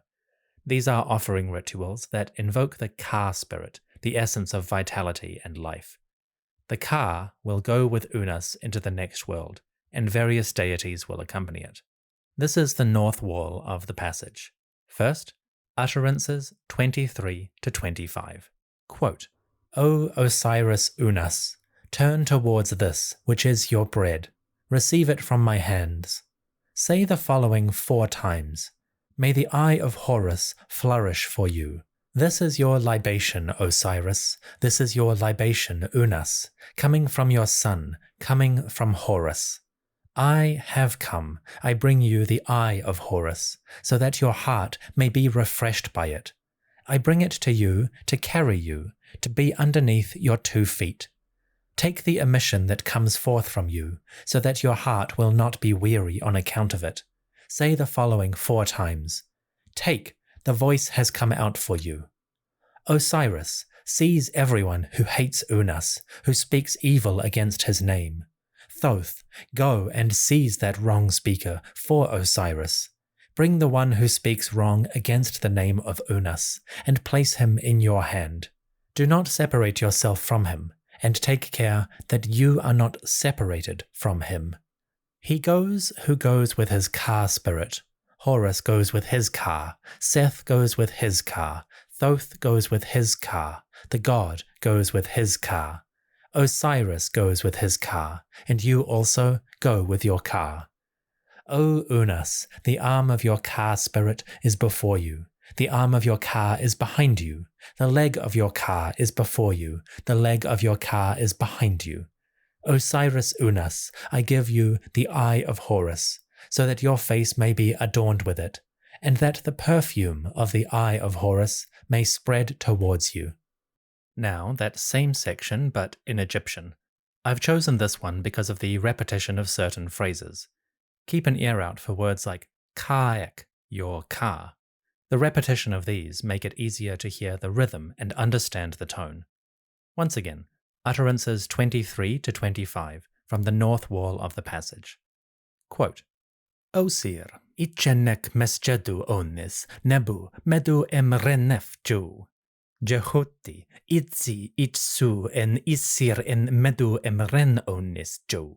De enexu emjeret ek. Jed medu sep 4. Sefechek ek. Immef za emek sefechek u immef zech. Zi henna kaef. Zi heru henna kaef. Zi setech henna kaef. Zi jehuti henna kaef. Zi netjer henna kaef. Zi iser henna kaef. Zi genti iretti henna kaef.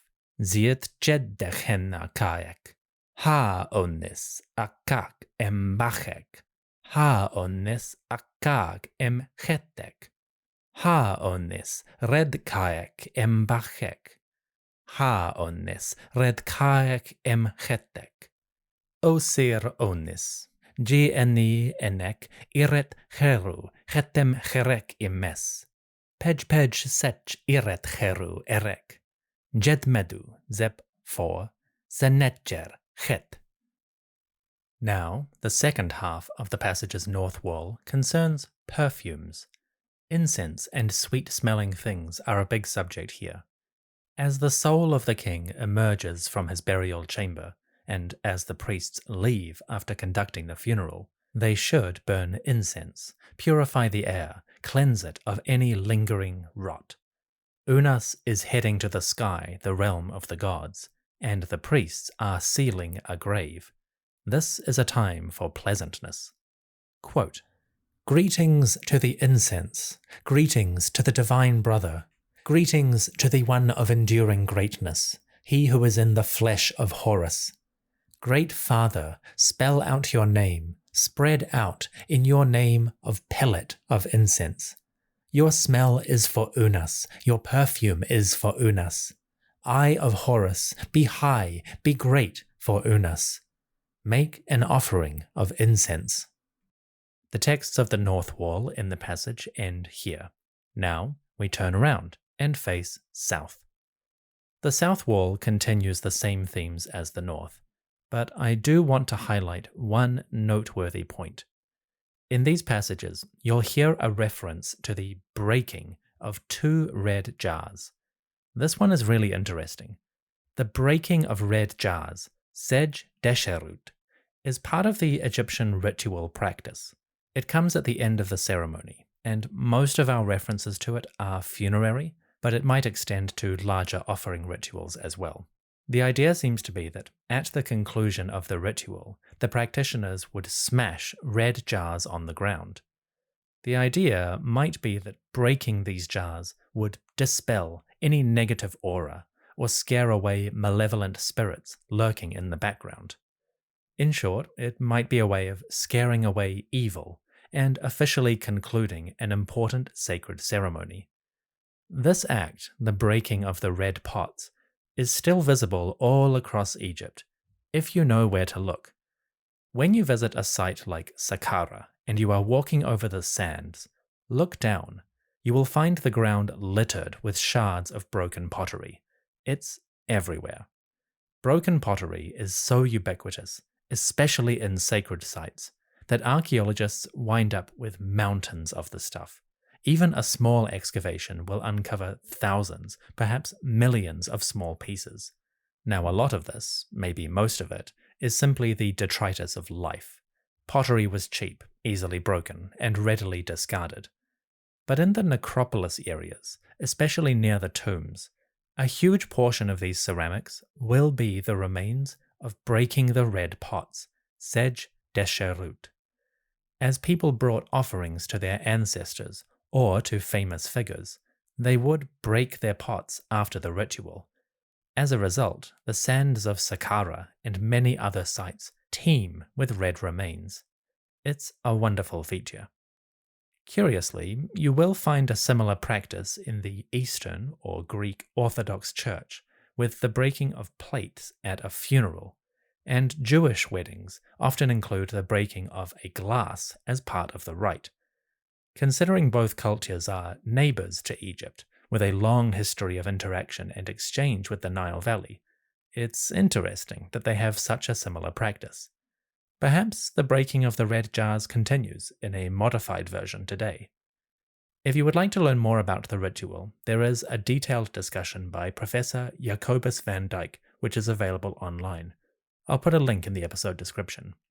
Anyway, the texts of the south wall in the passage, utterances 244 to 246. Quote, "This here is the eye of Horus. Place it in your hand, so that you may be sure of victory, and that he, Seth, may fear you. Break the 2 red jars. This Unas comes to you, O Nut. This Unas comes to you, O Nut. He has thrown his father down to earth. He has left Horus behind him. His 2 wings have grown as those of a falcon. His 2 feathers are those of a sacred falcon. His soul has brought him here. His magical power has adorned him. May you open your place in the sky amongst the stars of the sky. You, indeed, are the unique star, the comrade of Hu. May you look down upon Osiris when he gives orders to the spirits. You stand high up, far away from him. You are not of them, the spirits. You shall not be of them. Behold, this Unas stands among you. 2 horns are on his head, like 2 wild bulls. For you are indeed the black ram, the son of a black sheep, born of a white sheep, and suckled by 4 sheep mothers. He, the Horus with blue eyes, comes against you. He comes against you. Beware of the Horus with red eyes, whose anger is evil, whose power one cannot withstand. His messengers go forth, his quick runners run, and they announce this to the one who lifts his arm in the east, that is, Min. They announce that the unique one, Inu, is going away, of whom the gods themselves said, "He will give orders to my fathers, the gods." The gods are silent before you, Unas. The Ennead has put their hands before their mouths, before the one within you, of whom the god said, "He will give orders to my fathers, the gods." Step up to the doors of the horizon, and the doors of the cool region open themselves. You stand there, ruling over them, just as Geb rules over his Ennead. They come in, they strike down evil with their power. They come out, their faces are lifted up. They see you as Min, who rules over the 2 shrines. He stands who stands behind you. Your brother stands behind you. Your relative stands behind you. You do not go under. You will not be annihilated. Your name remains with the living. Your name comes into being with the gods.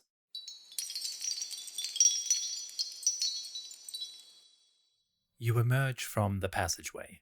The king's soul and the funerary priests follow you. Straightening up, you are now in the antechamber, east of the burial.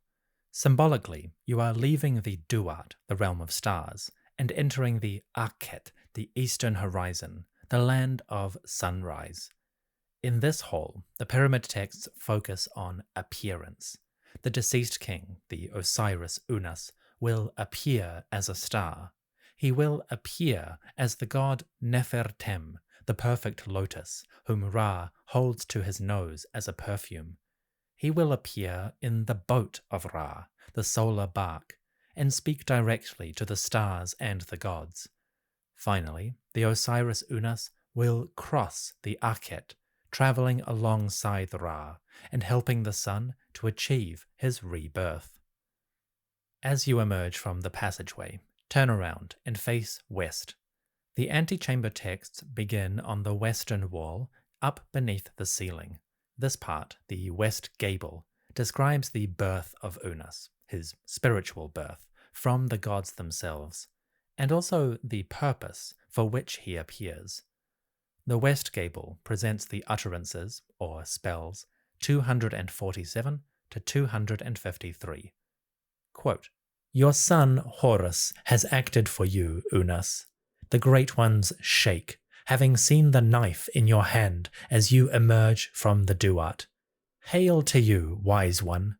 Geb has created you. The Ennead has given birth to you. Horus is satisfied with his father. Atum is satisfied with his years. The gods of the east and west are satisfied with this great event that took place in the arms of the one who gives birth to the god, that is, the sky goddess Nut. This is Unas. Behold, it is Unas. This is Unas. Look, it is Unas. This is Unas. Here, it is Unas. This is Unas. Existing is Unas. O Unas, raise yourself up from your side. Follow my command, you who hate sleep but were made to lie down. Stand up, for you are in Nedit. Your good bread has been made in the city of Pe. Receive your control of Iunu or Heliopolis. It is Horus who speaks to you, having been commanded to act for his father. The Lord of the Storm, the one with spittle in his area, Seth, he carries you. He is the one who carries Atum. Unas is a great one. Unas came out between the thighs of the divine Ennead. Unas was conceived by Sekhmet, and Shesmetet is the one who gave birth to Unas. To be a star with a sharp front and a wide stride, who brings offerings for the road of Ra every day. Unas has come to his throne, which is above the two ladies, Wadjet and Nekbet, who protect southern and northern Egypt. And Unas appears as a star. O you, two contending ones, Horus and Seth, please tell the noble one of whatever identity, that I, Unas, am the lotus that rises clean from the earth. His hand is purified by the one who prepared his place. Unas is this flower at the nose of the great mighty one. Unas has come forth from the island of fire, after he has replaced falsehood with Ma'at, or truth. Unas is the purified guardian, who watches over the Uraeus serpents on that night of the great flood that came out of the sky. Unas appears as Nefertem, the lotus at the nose of Ra, as he comes forth from the horizon every day, and at the sight of which the gods purify themselves. It is Unas who is above his Ka spirits, who unites the hearts from the one of surpassing wisdom, the great one who is in possession of the divine book, the divine perception at the right hand of Ra. Unas has come to the place that is in charge of the Ka spirits. Indeed, Unas says that which is in the heart of the Great One, Nut, on the festival of the red cloth. It is Unas who is the divine perception at the right hand of Ra, the thoughtful of heart, he who is the ruler of the cavern of Nun, the infinite waters. O you who are set over the hours, you who go forth before Ra, prepare a way for Unas, so that he may pass through the guard of demons who have terrible faces. Unas is on the way to his throne, which is before all other seats, behind the god to whom a head has been given back, Osiris, adorned with the sharp and strong horn of an antelope. He is like one who carries a sharp knife which cuts the throat. The horn of Osiris is the expeller of pain before the bull, the one who chastises those who are in darkness. It is the strong horn of the antelope that is behind the great god. Unas has overpowered those who were to be punished. Unas has smashed their faces. The arm of Unas will not be opposed in the eastern horizon. Lift up your face, you gods who are in the Duat. Unas has come so that you might see him, having become a great god. Present Unas with fearsome attire, Unas who has honored all of you back when he gave orders to humans. Unas now judges those who live in the land of Ra. Unas speaks to this pure land, having taken his place there, together with the one who separated the two contenders, that is, Horus and Seth, and Thoth the separator. Unas lifts his Ames scepter when he intends to refuse any admittance to his place. Unas sits together with the rowers at the bark of Ra. Unas orders Ma'at, and he performs it. Unas is the great god. He is purified who has purified himself in the field of reeds. Ra has purified himself in the field of reeds. This Unas has purified himself in the field of reeds. The hand of Unas is in the hand of Ra. Goddess Nut, take his hand. Shu, lift him up. Shu, lift him up. Those passages appear on the upper half of the western wall, the gable beneath the ceiling. Now we look at the bottom half. In these passages, Unas, emerging from his tomb, receives praise. The gods affirm his power as an effective spirit, or Ak, and Unas takes up his scepters, his regalia, and his place in the kingdom of the gods. This section contains utterances, or spells, 254 to 260. Quote, "The Great One, the Uraeus, burns incense for the bull of Nekhen, Hierokonpolis. The heat of the fiery breath is against you, you who are about the shrine. O great God, whose name is unknown, bring at once a meal for the unique Lord. O Lord of the horizon, make a place for Unas. If you fail to make a place for Unas, he will pronounce a curse against his father Geb. The earth will not speak any more. Geb will not be able to defend himself, and any whom Unas finds blocking his way, he will eat them piece by piece. The Hennet bird will announce a prophecy. The Great One will rise, and the Enneads will speak, saying, 'The earth is completely dammed up, for the mountain ranges on either side of the river have been joined, and the two banks have been united. The roads have been made inaccessible to those who would pass, and the hill terraces have been destroyed for those who would go up. Make tight the rope of the boat, sail the road of the sky, and strike the ball on the meadow of Hapi, the Apis bull. Behold, your fields are afraid, O climbing star, before the star's pillar, having seen Kenzet's pillar, the bull of the sky. The oxherd is overwhelmed upon its stem, and shaking descends upon the knife-bearers before the storm of the sky. For he has parted the earth through that which he has learned on the day when he wanted to come forth.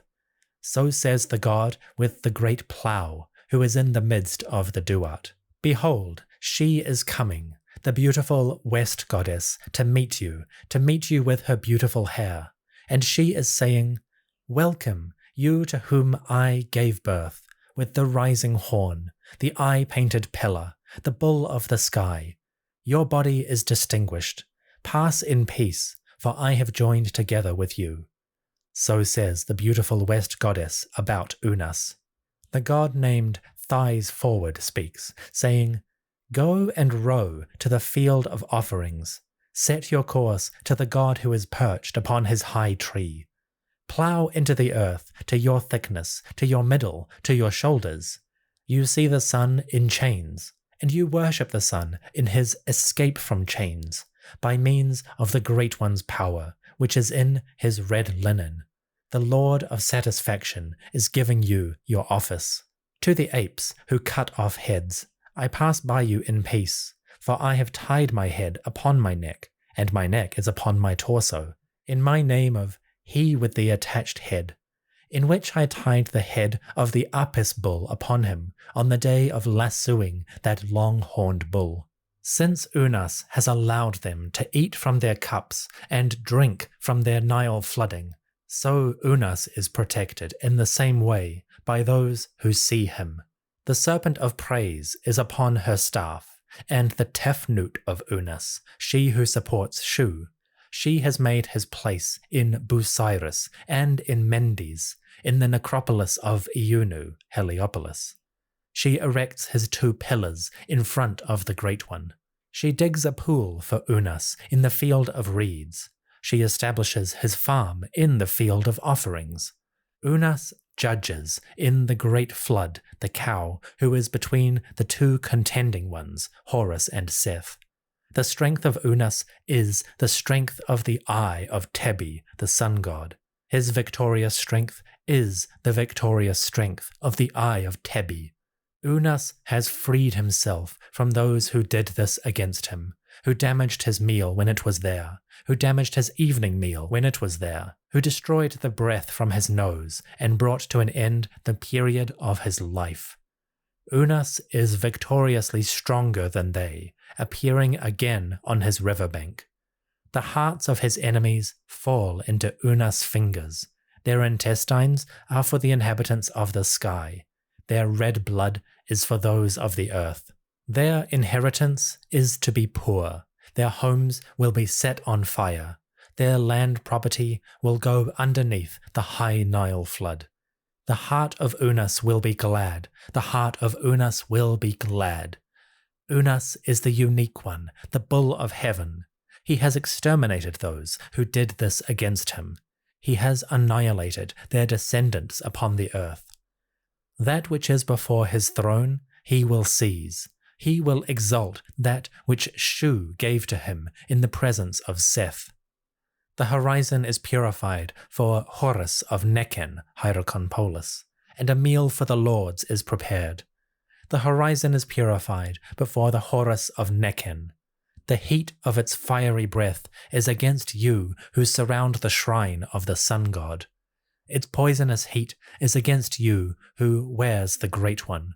O despicable one, despicable of form, remove yourself from your place and lay down your insignia for me. If you do not remove yourself from your place and lay down your insignia, Unas will come with the face of the great god, Horus, who is the Lord of wrath, who grew powerful from the injury that was done to him. Unas will give the flame of his eye so that it surrounds you and puts the storm among those who do wrong deeds, and its poison amongst the primeval ones. Unas will strike the arms from Shu out from under Nut, and he will put his shoulder against the pillar upon which you depend. Thus the Great One rises up inside his shrine and lays down his insignia for Unas. For Unas has acquired powerful speech, and he has taken possession of divine perception. Unas has inherited from Geb. Unas has inherited from Geb. He has inherited Atum. He is upon the throne of Horus the Elder. The eye of Horus is Unas' strength. It is the protection against that which was done to him. The heat of the fire of his Uraeus is like Renenutet, which is upon him. Unas has put his fear into their hearts by making a massacre amongst them. The gods have seen it while they took their clothes off. They bowed before Unas while praising him, saying, "Row him, O mother, tow him to his native place. Horus, loose the rope. Excitement in the sky, we see something new." Thus say the gods of primeval times. O Ennead, a new Horus is in the sunlight. The Lord of Forms serves him. The two Enneads turn for him, as he sits upon the throne of the Lord of all. Unas takes the sky. He splits its metal. Unas is led upon the ways of the one who becomes, Khepri, the rising sun. Unas goes to peace, being alive in the west, and the inhabitants of the Duat serve Unas. Unas shines again in the east, and the one who separates the two contenders, Thoth, comes to him, bowing, and he says, "Serve Unas, you gods, for he is older than the Great One. Unas has taken his seat. Unas takes authority, and eternity is brought to him. Divine perception is placed at his feet. Celebrate for Unas, for he has taken the horizon." Osiris is Unas in a dust storm. His horror is the earth. Unas does not enter into Geb, the earth, that he might be annihilated, that he might sleep in his house upon earth, that his bones might be broken. His injuries are removed. He has purified himself with the eye of Horus. His injuries are removed by the two female kites, Isis and Nephthys. Unas has freed himself by discharging his wounds into the earth. His sister, the Lady of Pe, is the one who has mourned him. Unas goes to the sky. Unas goes to the sky with the wind, with the wind. He will not be hindered. There is nobody who can hinder him. There will be no council on his behalf in the gods' assembly, Jajat. Unas is on his own. He is the eldest of the gods. His offering cake comes up together with those of Ra. His offering meal comes out of Nun, the primeval waters. Unas is the one who returns. He comes and goes, together with Ra. His houses are being visited by him. Unas distributes the Ka spirits. He ravishes the Ka spirits. He punishes and removes injuries. Unas spends the day. He spends the night. while he pacifies the 2 farm tillers in Hermopolis. His foot is not hindered, his heart is not opposed. O Geb, the bull of Nut, Horus is Unas, the heir of his father. Unas is he who went and came back, the 4th of those 4 gods who have brought the water and who have made a purification, who jubilate over the strength of their fathers. He wishes to be true of voice in what he has done himself.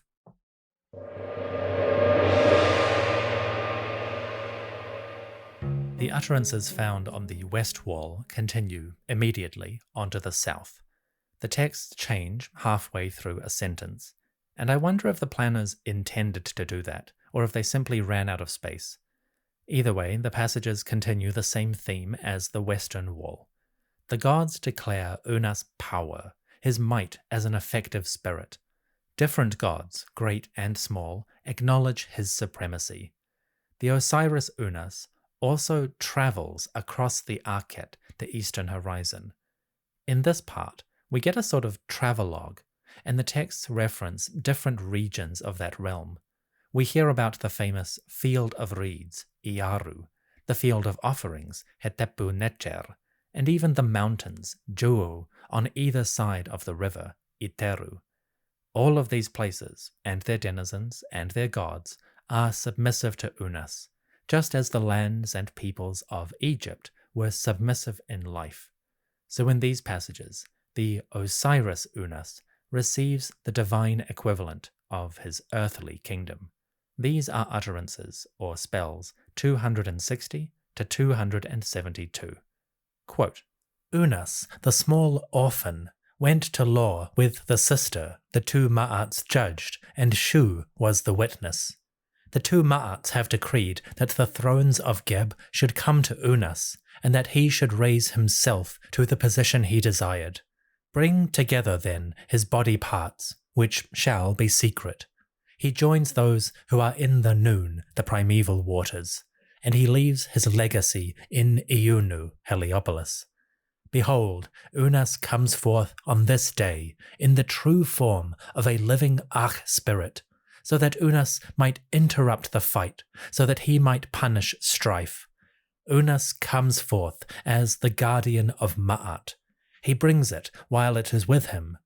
Those who were angry turn around in their mood because of him, and those who were in noon transfer life to him. The shelter of Unas is in his eye. The protection of Unas is in his eye. The victorious strength of Unas is in his eye. The power of Unas is in his eye.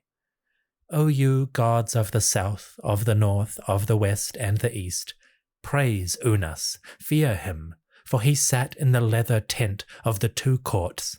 The red uraeus, Genenutet, will burn for you and strike your hearts.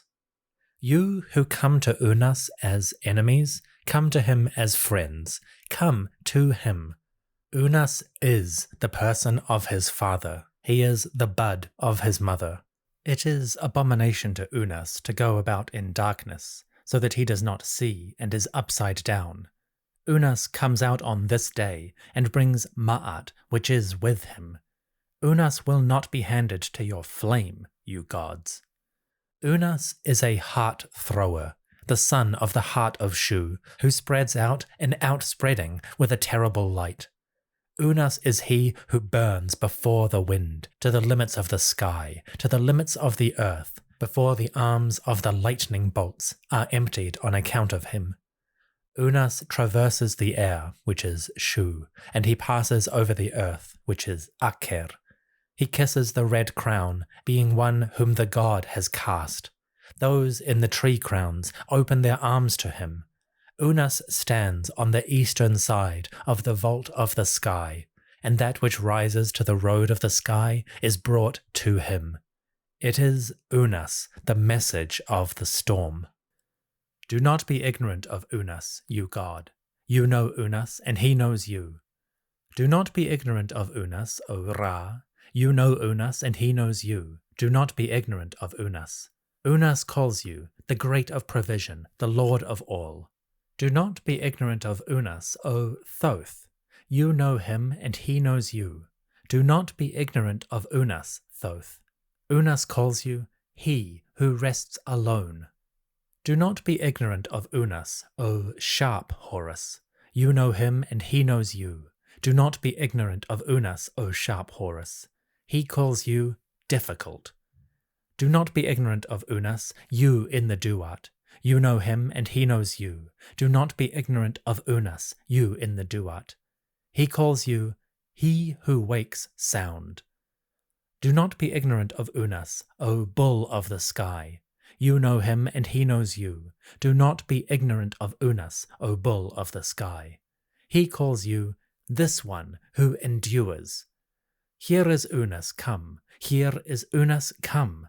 Here is Unas appearing. Unas would never have come of his own accord. A message is what came for Unas. Unas has passed by the house of his bar.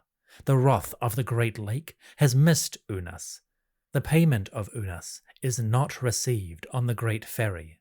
There is nobody who bars Unas from the white palace of the great ones on the beaten path of Sehedu.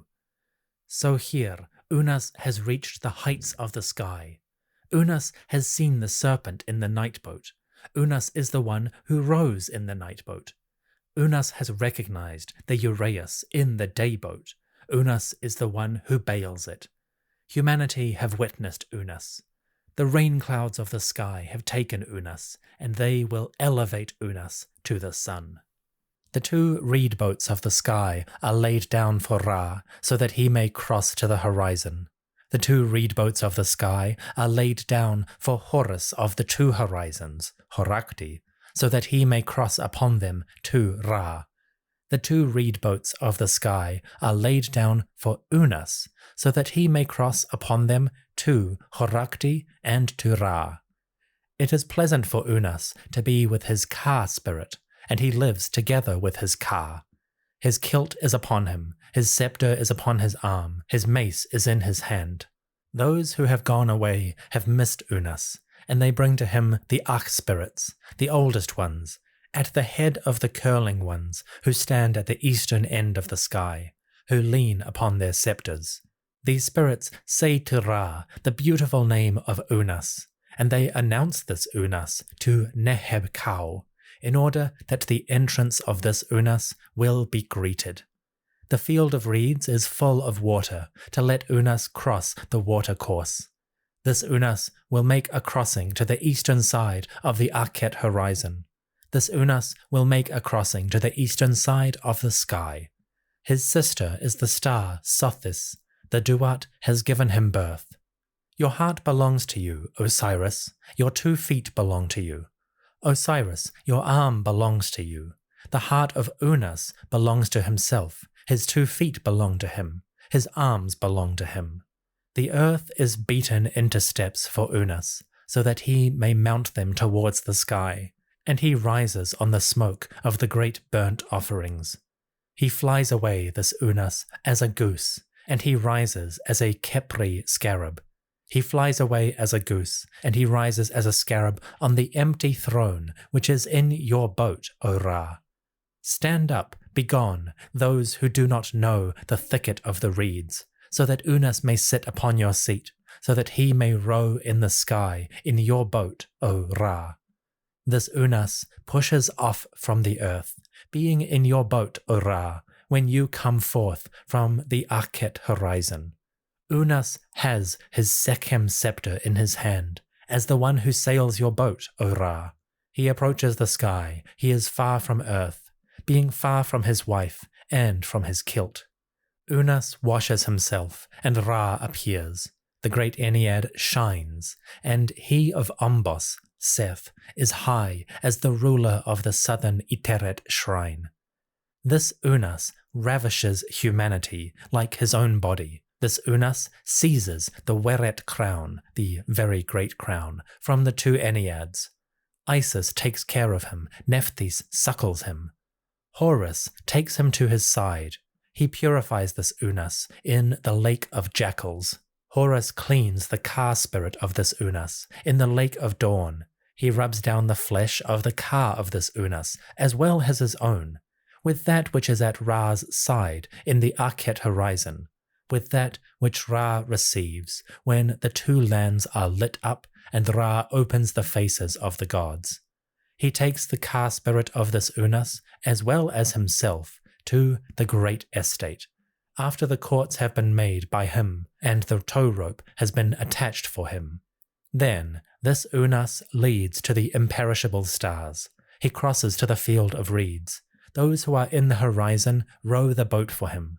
Those who are in the cool region of the sky convey him. Excellent is this Unas, being excellent. His arms do not fail him. Foremost is this Unas, being foremost. His Ka comes to him. The fire is laid, the fire shines. The incense is placed upon the fire, and the incense shines. O incense, your smell comes to Unas, and the smell of Unas comes to you, O incense. O gods, your smell comes to Unas, and the smell of Unas comes to you, O gods. May Unas be with you, O gods. May you be with Unas, O gods. May Unas live with you, O gods. May you live with Unas. May Unas love you, O gods. May you love Unas, O gods. The incense pellets come, which have come forth from the knee of Horus. They come, the ones who have risen up. They come, the ones who have raised themselves. They come, the ones who are lifted by Shu. Horus comes on the knees of Isis, and this Unas ascends on the knees of Nephthys. The father of Unas, Atum, seizes the arms of Unas, and he assigns Unas to those gods who are quick and clever, the imperishable stars, the circumpolars. The mother of Unas, Ipi, give to Unas this, your breast, so that Unas may place it to his mouth, and that he may suck this, your white, clear, sweet milk. The land into which Unas goes, he will not be thirsty within it. He will not be hungry within it forever. Awake in peace, you whose face is behind. Awake in peace, you who look behind. Awaken in peace, ferryman of the sky. Awaken in peace, ferryman of Nut. Awaken in peace, ferryman of the gods. Unas comes to you so that you may ferry him in that boat in which you ferry the gods. Unas comes to his side as a god who comes to his side. Unas comes to his sidelock as a god who comes to his sidelock. There is no living accuser against Unas. There is no dead accuser against Unas. There is no goose accuser against Unas, and there is no bull accuser against Unas. If you, ferryman, do not take Unas, he will jump up and place himself upon the wing of Thoth, and then it is he, Thoth, who will carry Unas over to the other side.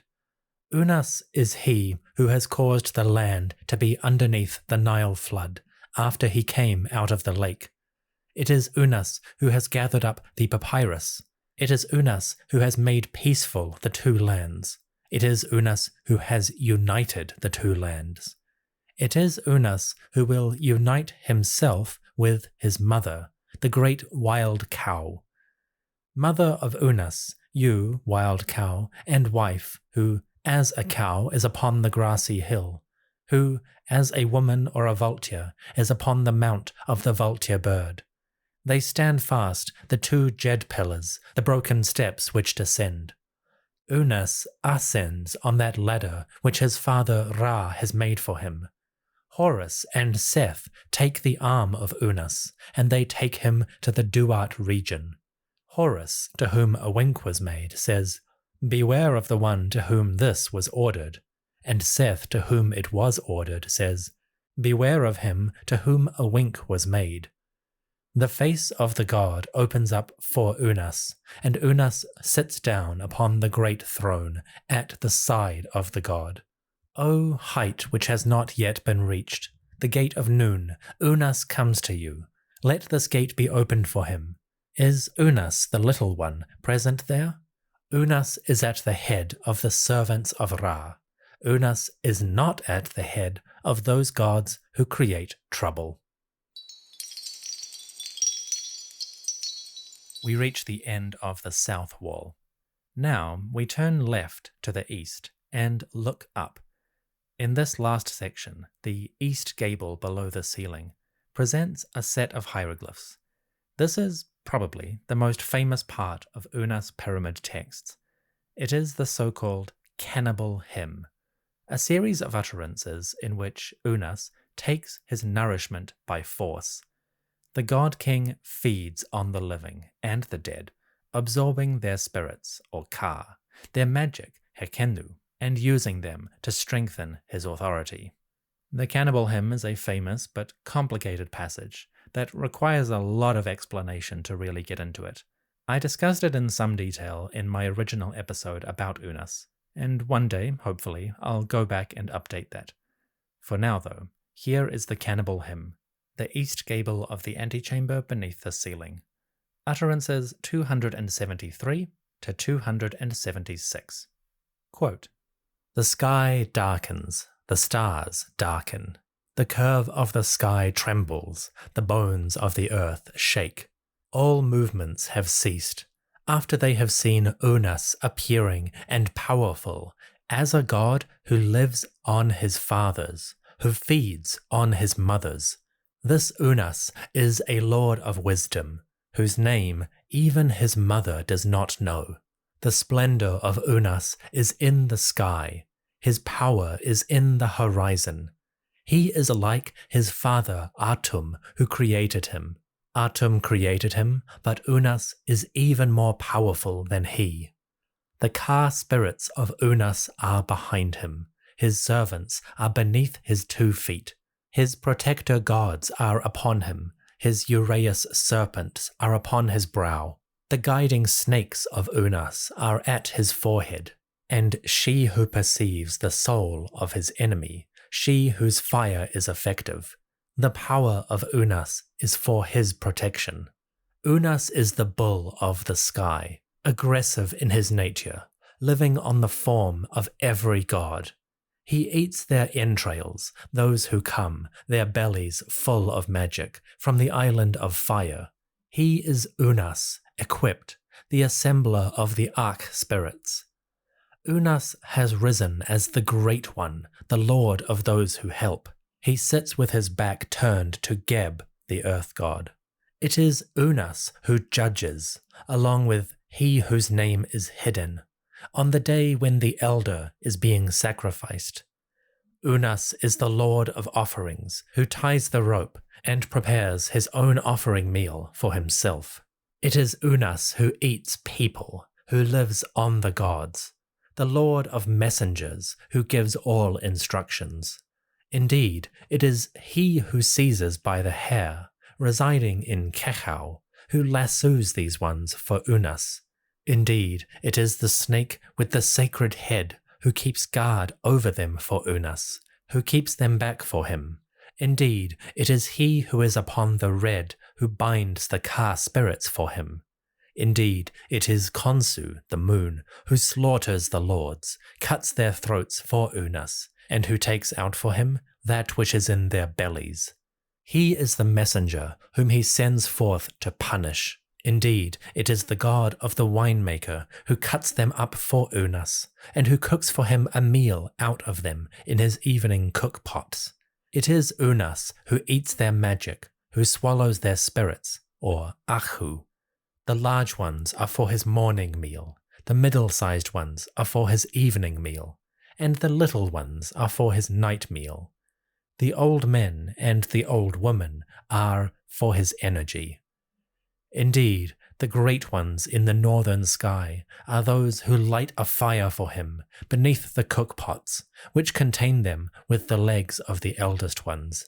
Those who are in the sky serve Unas when his hearth fire is constructed with the legs of their old woman. He has completely encircled the 2 skies. He has gone around the 2 lands. Unas is the great power, the power over the powers. Unas is the sacred image of the sacred images. Any whom Unas finds in his way, he eats them piece by piece. The prestige of Unas is more than any other nobles who are in the Akhet horizon. Unas is a god older than the oldest. Thousands serve him, hundreds make offerings for him. He has been given authority as a great power by Orion, the father of the gods. Unas has appeared again in the sky. He is crowned as the lord of the horizon. He has broken the joints of the vertebrae. He has taken the hearts of the gods. He has eaten the red. He has swallowed the green. Unas feeds on the lungs of the knowing. He is satisfied with living on hearts and on their magic. But Unas is disgusted when his tongue touches the emetic parts, which are in the red one. He is pleased when their magic is in his belly. The prestige of Unas shall not be taken from him, for he has swallowed the perception of every god. The span of life of Unas is eternity. His limit is everlastingness. In this, his prestige of what he wishes to do, he does. What he does not wish to do, he does not. He is in the land of the horizon, eternally and forever.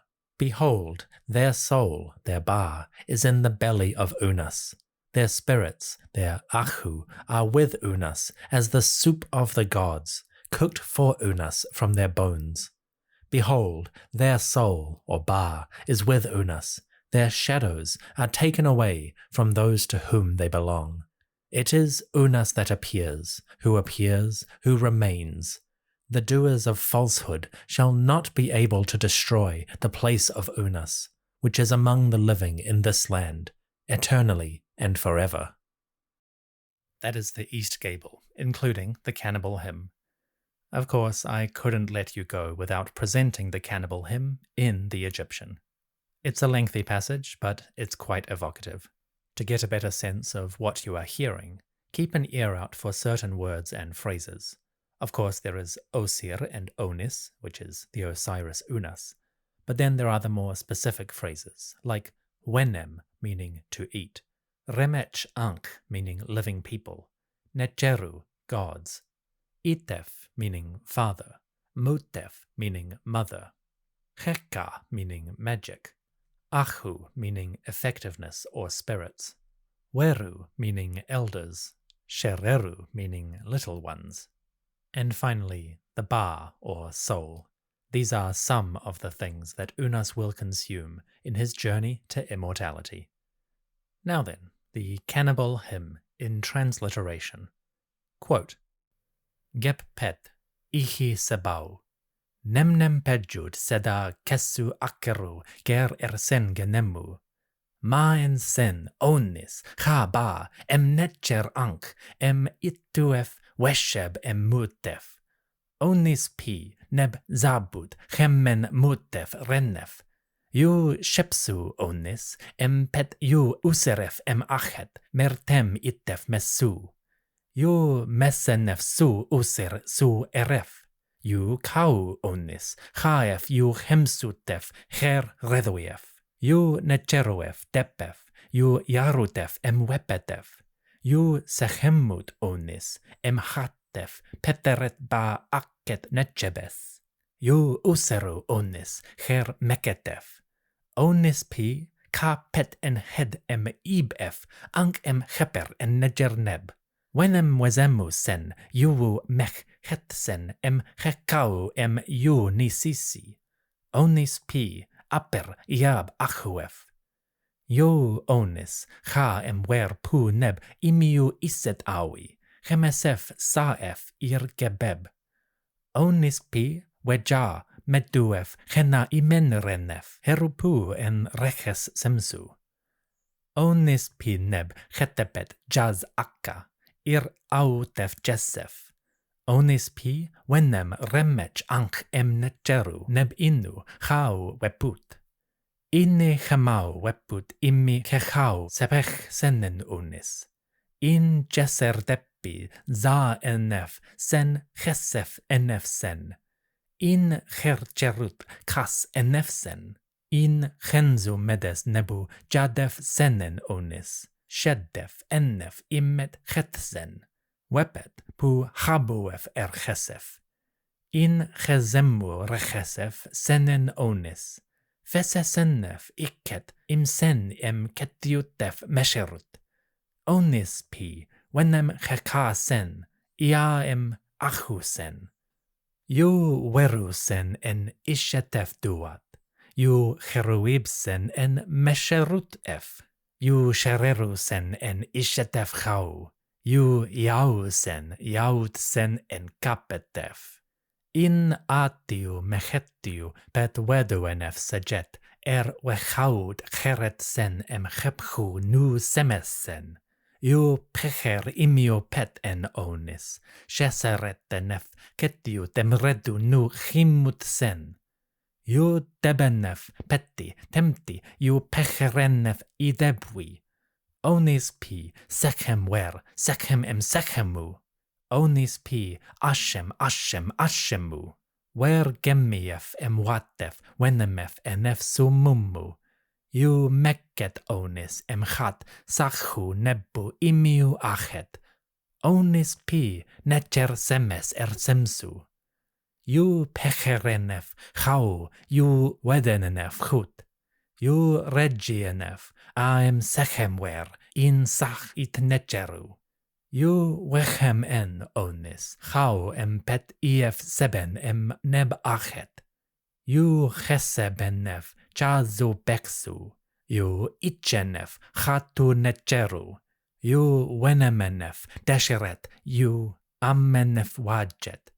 Wesheb onis, zemau sau, chetepef ank chatu, chekau sen isech, foi onis, nesebef, sebshu imiu decheret. Ief wachef yu heka sen chetef, ni nechem sachu onis aef. Yo amenef sia neterneb, achau pi en onis, nechech jeref pi jet. Sachef pen mereref, ireref, mesjejef, ni irenef. Imigeru achet, jet nechech. Sek basen chet onis, achiusen cher onis, cha chetef netjeru, kereret en onis kesusen. Sek basen cher onis, chud sen a irusen. Yu onis nen cha imen, ni sechem irut chebes iset ib onis, anku ta pen jet nechech. From the cannibal hymn, we turn our attention to the east wall.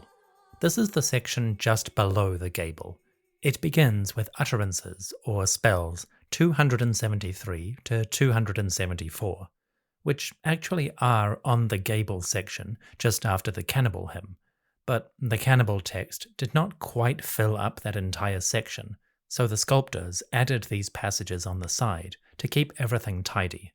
They go as follows, quote, Unas has come to you, kite birds, although your houses are closed for Unas. His loincloth is on his back, made of the hide of the Jan baboon. Unas opens the gate with the double doors. Unas reaches the limit of the Achet, the eastern horizon, after he has put there to the ground his robe with the tail. Unas will become a great one who resides in Sebek, or Crocodilopolis. O adversary, your deed will be against you. That which you do will be against you, O Zek serpent who is in his hole. Now, those same passages in transliteration. It's a short little section, but the repetition of the king's name, Unas or Onis, gives it a nice rhythm. Quote, Jedmedu, ien Onis, cher chen, biku chut chen, hechat Onis, marekef erpechef en besek en nian. Wen Onis, hennes in Onis, jeru achet, wachen Onis, mestet imerta, cheper Onis, wer im chejet.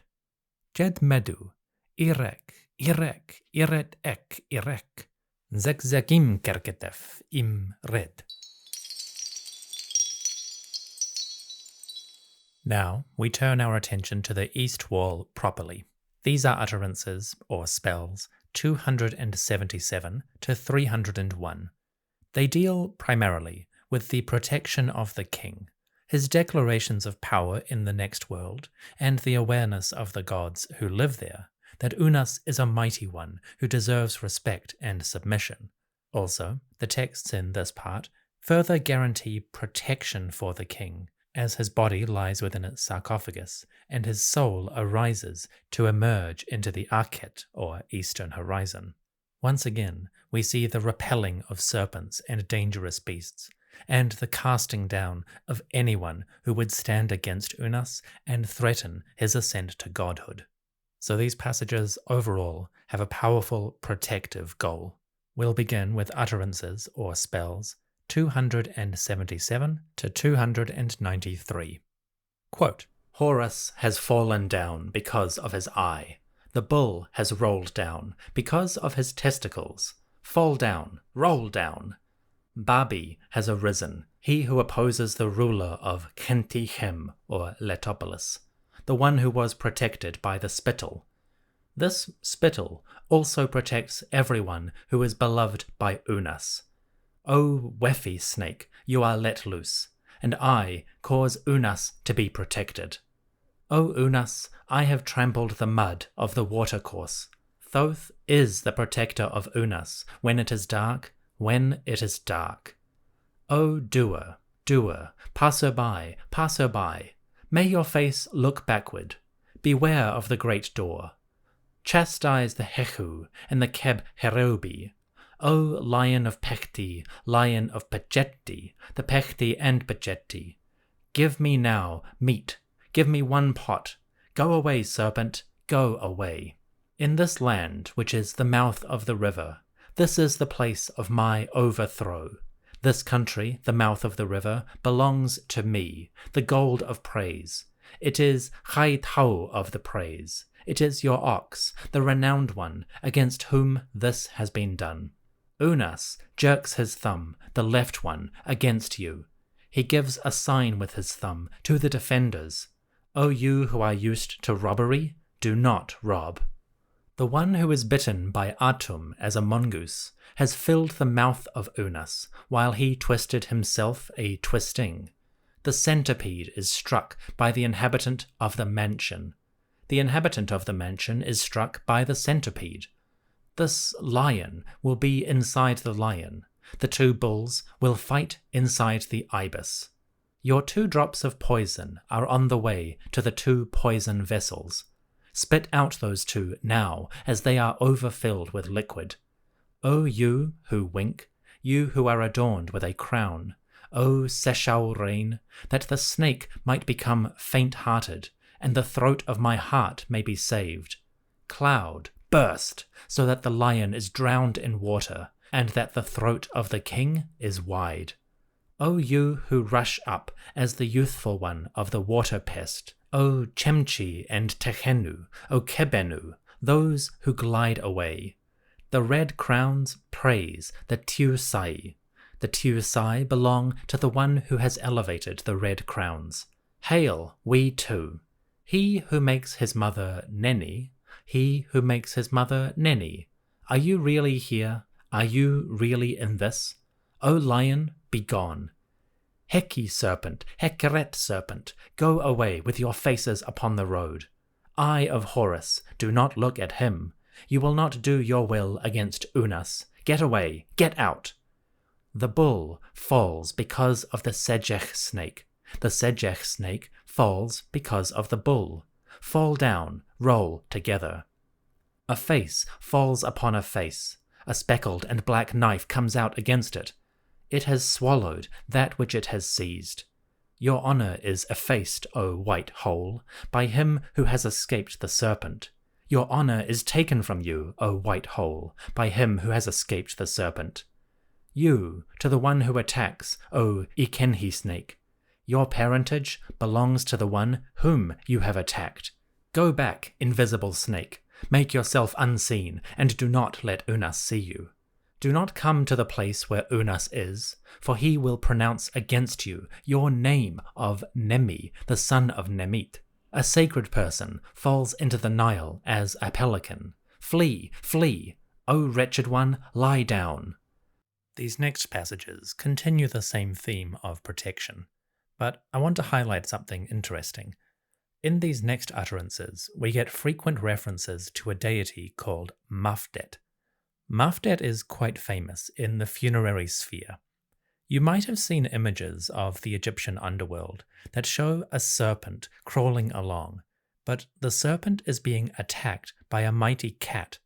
That cat sits on the ground and wields a huge, wicked blade, which she uses to cut the serpent, bleeding it out and defeating it and removing its power. That cat is Mafdet, who is a mighty feline deity. In these passages, Mafdet takes center stage as she drives away a variety of serpents with different names. For those who like their feline deities, in particular Mafdet, this is a really cool section. These are utterances 294 to 300. Quote, Unas is a Horus, who came out of the acacia, to whom it was ordered, beware of the lion serpent. Unas comes out, to whom it was ordered, beware of the lion. Unas has come out of this Genit jar, after he has passed the night in his jar. Unas appears in the morning. He has come out of his Genit jar, after he has passed the night in his Genit jar. Unas appears in the morning. The great cat springs upon the neck of the serpent, she who brought her gift, which is poison. She repeats the attack on the neck of the serpent, who is called Holy Head. Who is he who will be spared? It is Unas who will be spared. O Chechu snake, whither away? You shall not go. You will stop for Unas. Unas is Geb, O Chemech snake, the brother of the Chemchet snake. Shall the father die? The hand of Unas is come upon you, the powerful one, the one which is come upon you. This hand is Mafdet, who rules in the mansion of life. She strikes you in your face, she scratches your eyes, so that you fall down in your dung and you glide away in your urine. Fall down, lie down, glide away, so that your mother, Nut, can see you. Ra appears, his uraeus upon his head, against the serpent which comes out of the ground, which is under the fingers of Unas. He cuts off your head with this his knife, which was in the hand of Mafdet, she who lives in the house of life. Ra draws away the teeth that are in your mouth. He takes away your seed or poison with the 4 strings, which were in the service of the sandal of Osiris. Monster, lie down. Bull, go away. The uraeus is for the sky, the centipede of Horus is for the earth. Horus had one sandal when he stepped on the lord of the mansion, the bull of the hole, the fighting snake. I will not be attacked by it, for the sycamore of Unas is his sycamore, the refuge of Unas is his refuge. He whom Unas meets on his way, he will eat him piece by piece. O Kerti of Nezat, the ferryman of the Iket barge, which is made by Khnum, bring this to Unas. Unas is the Sokar of Rosetau. Unas is on his way to the place of Sokar, at the head of the Pedjushe. Our brother of the two is the one who brings these dunes of the desert. The east wall concludes with one last passage. This is utterance 301. It's significant because it provides a list of some of the primeval deities, the gods who existed before existence and who embodied the myriad concepts of the universe before the Creator himself. For example, we get a reference to Nun and Nunet, the infinite waters that existed before creation.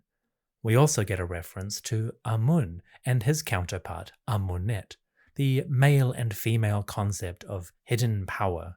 We get a reference to Shu and Tefnut, the lord of air and light and the lady of moisture respectively, 2 deities without whom earth and life on earth could not exist.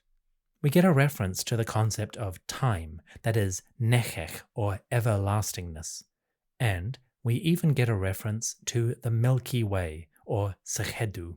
The ancient descriptions of the Milky Way change over time and in different contexts. In some cases, it may have been the body of Nut, the sky goddess herself. But in another sense, they also saw the Milky Way as a kind of celestial river, a waterway crossing the sky, just like the Nile crossed their own country.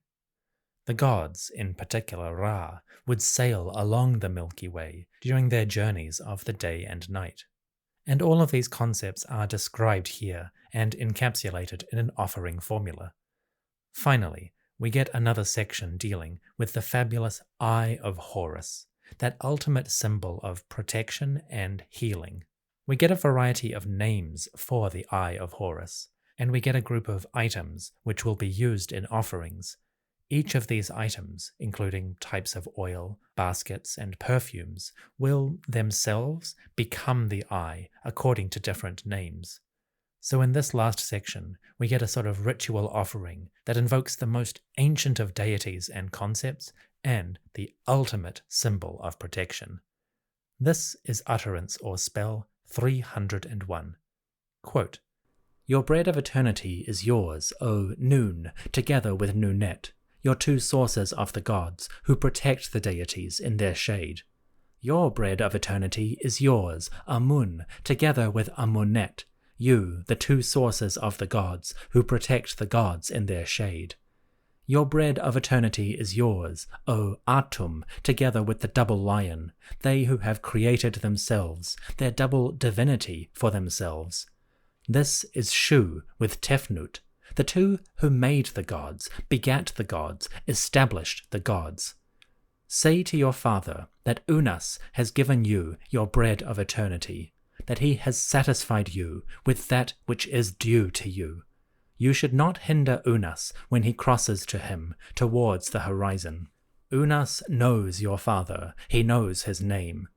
Everlastingness is his name, everlastingness. The Lord of the Year is his name.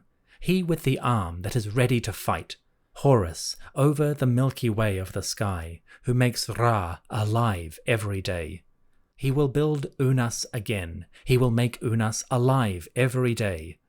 Unas comes to you, O Horus of Khat. Unas comes to you, O Horus of Shesmet. Unas comes to you, O Horus of the East. Behold, Unas brings to you your great left eye as a healer. Receive the eye from the hand of Unas. It is uninjured. The water within it is uninjured. Its red blood is in it and uninjured. Its breathing is in it and uninjured. Enter into it, take it into your possession, in this your name of He with the decoration of the Divine King, so that you may approach it in this your name of Ra. Place it upon your forehead, in this your name of good quality oil, so that you may rejoice in it, in this your name of willow basket, so that you shine forth among the gods, in this your name of that which sparkles, so that you may be pleased with it, in its name of the oil of praise. The goddess Renenutet shall love you. Stay, great boat, as Wep-Wawet, the opener of the ways, the fuel of your spiritual power, coming out of the eastern horizon, after having taken the white crown in the great and mighty fountainheads in the south of Libya, as Sobek, lord of the mountain of the morning. You travel toward your fields, you traverse your groves. Your nose inhales the perfumes of the land of Shesemtet. You let the Ka spirit of Unas come near to him, like the wig of yours that comes near to you. Purify for you, Unas. Make Unas bright in this your lake of the jackal, in which you purify the gods. You are powerful, you are sharp as Horus, the lord of the green stone, like the two green kite birds, Isis and Nephthys.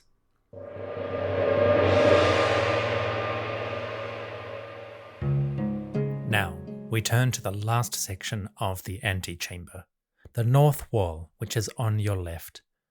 In this section, the king achieves his final apotheosis, his rising towards the sky.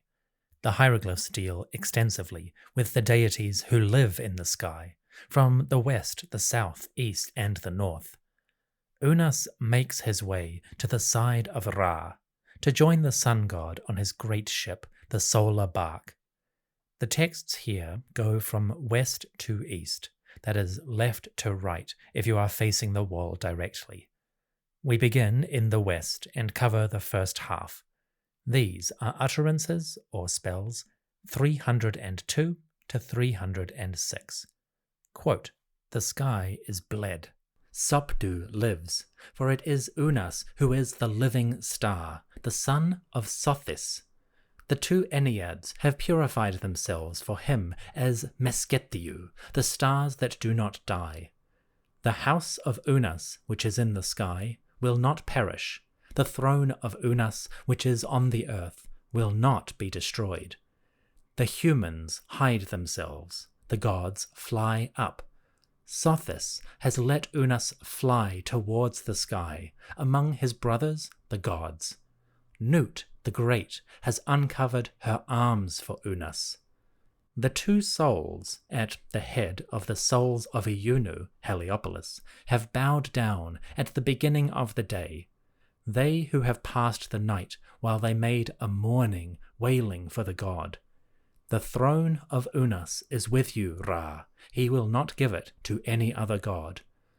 Unas ascends towards the sky beside you, Ra, and his face is like that of the kite birds. His wings are like those of the geese. His talons are like the fangs of he of the Juef gnome.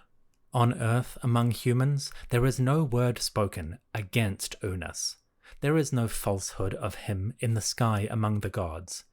Unas has done away with the word against him. Unas has annulled it in order to rise towards the sky. Wep Wawet, the opener of the ways, has let Unas fly to heaven among his brothers the gods. Unas has moved his own arms like a semen goose. He has beaten his wings like a kite. He flies up, he who flies up, O humanity, Unas flies up away from you. The gods of the west, the gods of the east, the gods of the south, and gods of the north.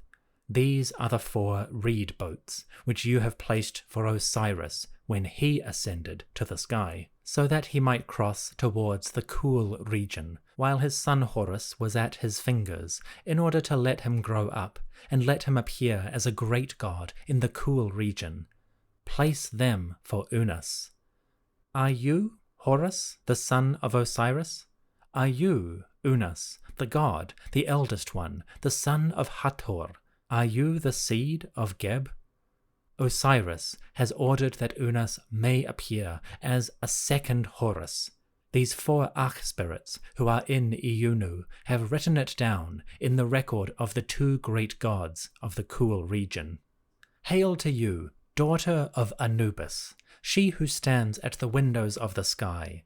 You, friend of Thoth, she who stands at the 2 sides of the ladder. Open the way for Unas, so that he may pass. Hail to you, O ostrich bird, who stands on the shore of the winding stream. Open the way for Unas, so that he may pass. Hail to you, bull of Ra, you with the 4 horns. Your horn is in the west, your horn is in the east, your horn is in the south, your horn is in the north. Bow the western horn of yours for Unas, so that Unas may pass. Are you then a pure westerner?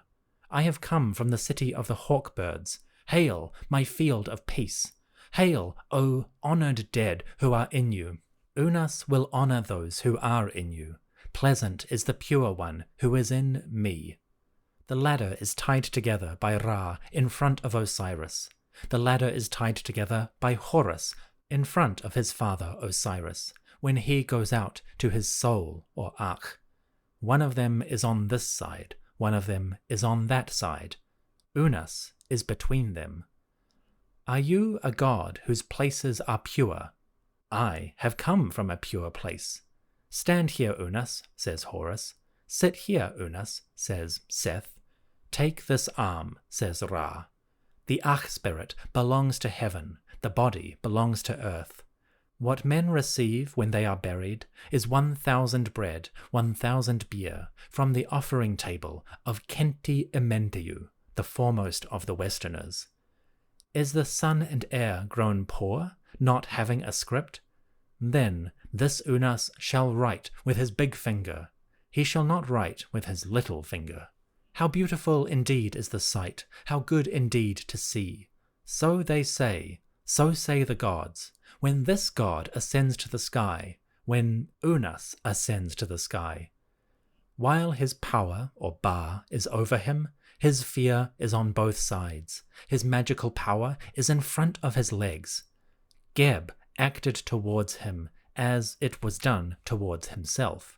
They come towards him, the gods who are the souls of Pe, the gods who are the souls of Neken, the gods of the sky, the gods of the earth. They elevate Unas upon their arms. And you, Unas, ascend to the sky. You climb upon it in its name of ladder. The sky is given to Unas. The earth is given to Unas. So said Atum. The one who spoke about this to Atum is Geb.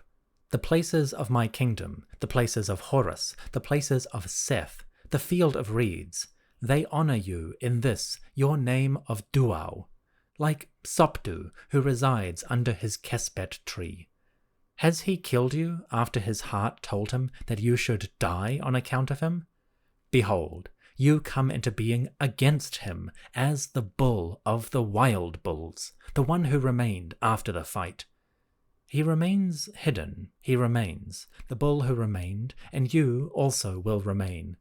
Unas at their head, at the head of the arch-spirits, forever. Now the second half of the north wall. In this section, Unas declares his legitimacy to enter the sky, that he is, indeed, a great one, with the powers of great ones within him, that he comes from the proper lineage, the lineage of Eunu or Heliopolis, the city of the sun and dedicated to the sun god, Ra. Thus, Unas declares his fitness to enter Ra's kingdom, that he is of the proper heritage, and that he is a pious servant. The text also includes a warning to any who would stand against Unas. They will be punished, and they will be denied entrance to the next world. These are utterances, or spells, 307 to 312. Quote, a person of Eunu is in Unas, O God. Your person of Eunu is in Unas, O God. A person of Eunu is in Unas, O Ra. Your person of Eunu is in Unas, O Ra. The mother of Unas is a person from Eunu. The father of Unas is a person from Eunu. Unas himself is one who comes from Eunu. He is born in Eunu, when Ra ruled the two Enneads, when Nefertem ruled over humanity. Unas is the one who has no equal. He is the heir of his father, Geb. Any god who should stretch his arm against him when the face of Unas is turned towards you in order to praise you and to call you on account of the person of Unas, O God, on account of his nose. This god, he shall have no bread, he shall have no cake amongst his brothers. He shall not send ascending, he shall not cower in his rut amongst his brothers the gods. The doors of the night bark will not be opened for him. The doors of the morning bark will not be opened for him. His speech will not be judged as that of one in his city. The doors of the place of annihilation will not be opened for him. Unas comes to you. This Unas is a wild bull of the grassland, the bull with the large head that comes from Eunu. Unas comes to you, the wild bull of the grassland. It is Unas, he who gives birth to you, who continually gives birth to you. Hail to you, Horus, in the places of Horus. Hail to you, Seth, in the places of Seth. Hail to you, God of the reed, in the field of reeds. Hail to you, the two harmonious ones, the daughters of the four gods who are at the head of the great fortress. You who came out at the voice of Unas, naked. Unas saw you, as Horus saw Isis. Unas saw you as Neheb-Kau saw Selket. Unas saw you as Sobek saw Neith. Unas saw you as Seth saw the two harmonious ones. Unas is the thresher of gods, who is behind the fortress of Ra. He is born from the goddess called Wish of the Gods, she who is at the prow of the bark of Ra. Unas sits before him. Unas opens his chests. Unas unseals his decrees. Unas seals his book rolls. Unas sends his messengers who do not tire. Unas does that which Ra says to Unas. Should Unas be bewitched, Atum will be bewitched. Should Unas be opposed, Atum will be opposed. Should Unas be beaten, Atum will be beaten. Should Unas be hindered on his way, Atum will be hindered. Unas is Horus. Unas came after his father. Unas came after Osiris. O he of the two faces, bring this to Unas. What ferry shall I bring to Unas? Bring to Unas the boat that flies up, which lifts. O Ra, see Unas, recognize Unas. He is one of them whom you know, he knows. When his lord comes out, he should not forget the offering that is given. See Unas, so that she who locks out when she locks out may open the doors of the horizon for the coming of the morning bark. I know the hall of the pavilion in the middle of the podium of the guardian, from which you come out, and descend into the night bark. Order then, Unas, order him to speak the words 4 times, one after the other, to see these roaring ones who are behind you, who see with 2 faces, who speak in a roar, which is evil for those who are to be made miserable, for those whom they want to annihilate. Give this order so that they do not put their arm in the way of Unas, when Unas turns his face towards you, when Unas comes towards you, as one who says to you your name of great flood, which came out of she of the great one, Nut. May Unas not be blind when you place him in darkness. May he not be deaf so that he does not hear your voice.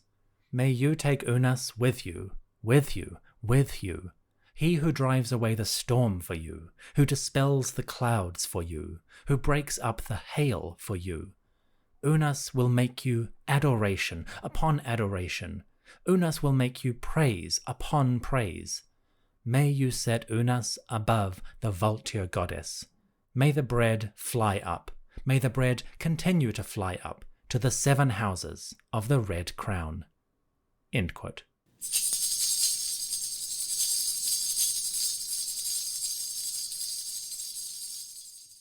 Now, it is the final section. It is time to leave the antechamber, heading north. Duck down through the doorway, and you'll enter the corridor that connects to the outside world. Once again, this corridor has hieroglyphs, and these are the very last pyramid texts in the monument of Unas. They begin on your left, the western wall, and then continue on your right, the east. I'll read the entire section in English first, and then in Egyptian. On your left, we have utterances 313 to 317, read from your left to right. Quote, "The phallus of Babi is pulled out. The doors of the sky are open. The doors of the sky are locked. The way leads over the glowing fire, under that which assembles the gods. That which lets every Horus fly through will also let Unas fly through, over the glowing fire, beneath that which assembles the gods. They make a way for Unas, so that Unas may pass along it. Unas is a Horus. Back, you ox, who should be slaughtered, in whose horns should be the fingers of Aker. Fall down, glide away. Unas is a Jan baboon, a Chetchet baboon, a Patchech baboon. The bottom of Unas is according to Unas' own wish. Blessedness is on the head of Unas. Unas will make the praises of those who praise. He will sit among you, O youthful ones. O Hemi and Sehed, Unas does not give you his magical power. Unas will sit with his back towards she, the sacred one, in Iunu. Take Unas to the sky. Unas came today out of the overflowing waters of the inundation. Unas is Sobek, the crocodile, with a green feather, with a watchful face, with the uplifted brow, rushing up, coming from the leg and the tail of the Great One, she who resides in the brilliant light. Unas came to his water currents, which are in the land of the flood, of the great overflow, that is the sky, to the place of peace with green pastures, which is on the horizon. Unas causes the grass to become green on the two banks. Unas brings the green brilliance to the great eye, which resides among the pastures. Unas takes his seat, which is on the horizon. Unas arises as Sobek, the son of Neith. Unas eats with his mouth. Unas urinates. Unas copulates with his phallus. Unas is the lord of seed, he who takes the women from their husbands, wherever Unas wants, according to the desire of his heart. End quote. That last section is quite dramatic in a chest-beating, testosterone-laden sense. Unas describes himself eating what he wants, urinating wherever, copulating with his phallus, being the lord of seed, and taking women from their husbands whenever he wants. It reminds me of this famous movie quote. Conan, what is best in life? To crush your enemies, see them driven before you, and to hear the lamentation of their women. That is good. That is good. I would pay a lot of money to see a Broadway production of The Pyramid Texts with Arnold Schwarzenegger in the title role. The doors would be locked. No one would be allowed to leave. If you're a Broadway producer, call me. Let's talk.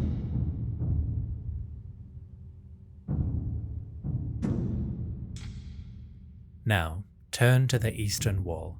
These are utterances 318 to 321. They are read from your right to your left. Quote, Unas is the Nau snake, the leading bull, who has swallowed his 7 uraei, and so his 7 neck vertebrae came into being.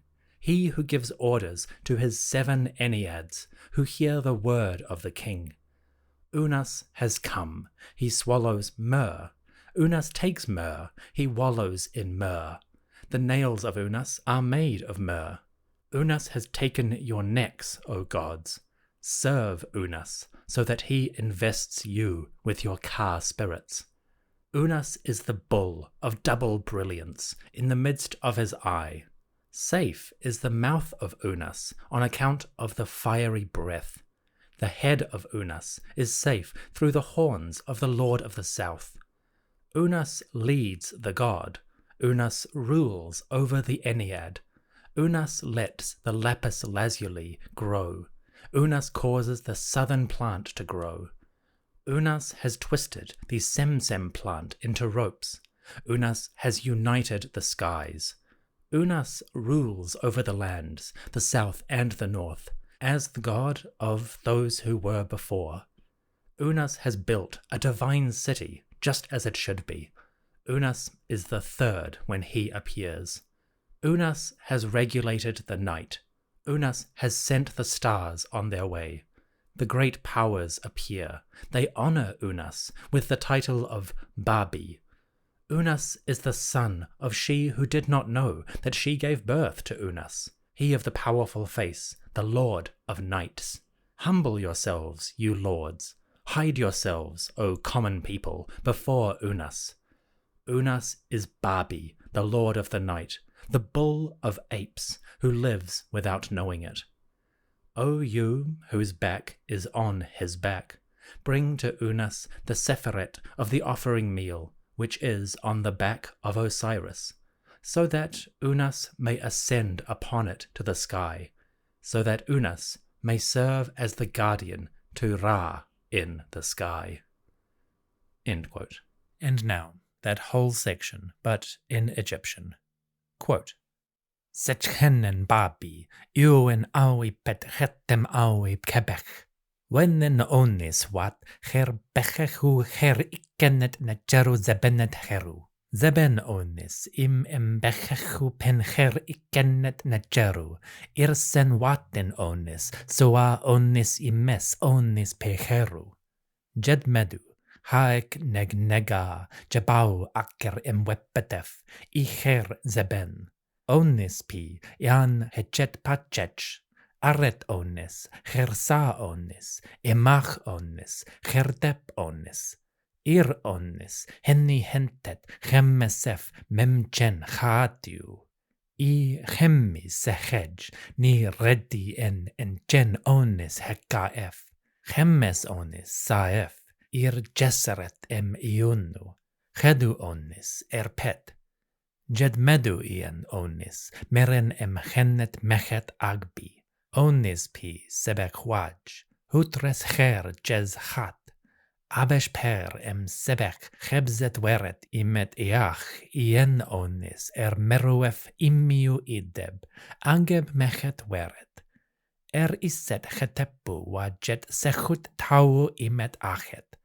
Saj onis, semcher idebwi achet. Innet onis, chechenet en iret weret, geret ib sechet. Chezeb onis, isetef imet achet. Cha onis, sebek zanet. Wenem onis, meref, wezesh onis, nek onis, genenef. Onis pi, neb metut, ich chemut achsen, iset merer onis, chefet chezeb ib-ef. Jedmedu. Onis pi, nau ka isechem, iaret 7, cheperen sefechetef nechbet. Wejmedu en sefechetef pesjut sejmet medu itiu. Ien onis, iaemef antiu. Chezeb onis, antiu annief antiu net onis antiu. Nechemen onis, useret chen negeru. Pecheren onis, nechbet en kauchen.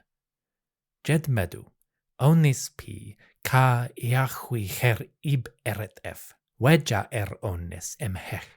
Deb onis wepet neb chemau. Sechem onis, necher sechem onis pesjet. Sered onis, chesbed ag onis tun chemau. Eu chazen onis, akau shemshemet. Zamaen onis, put sechem onis, tau resu mechetiu, necher imiu bach.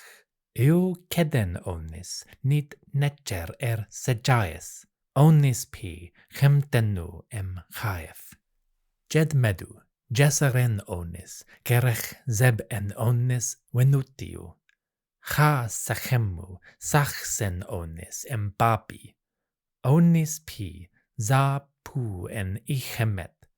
Messenes onis, kenni cher neb shesaut. Wer chen nebu, immen chen rekhut, deb aui onis.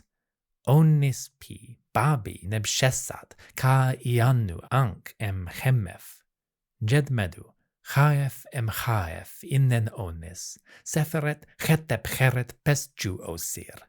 Per onis, cheres pet, setep onis, za ra pet.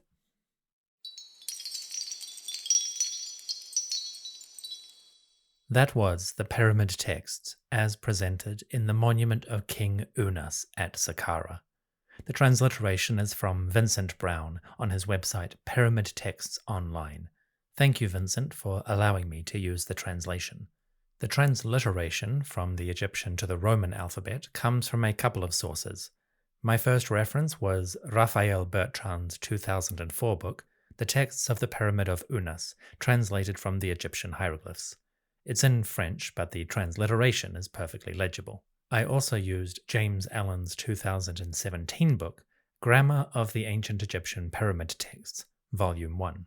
I'll put references in the episode description in case you want to follow any of those up. The pyramid texts are a massive corpus, as you can see, and I would like to explain a little bit more about them, both in terms of their language and their origins, and in terms of the religious ideas that are percolating through them. I'm currently working on that episode right now, and it should be available within a few days, so keep an eye out for that one. For now, this brings us to the end of the pyramid texts of Unas.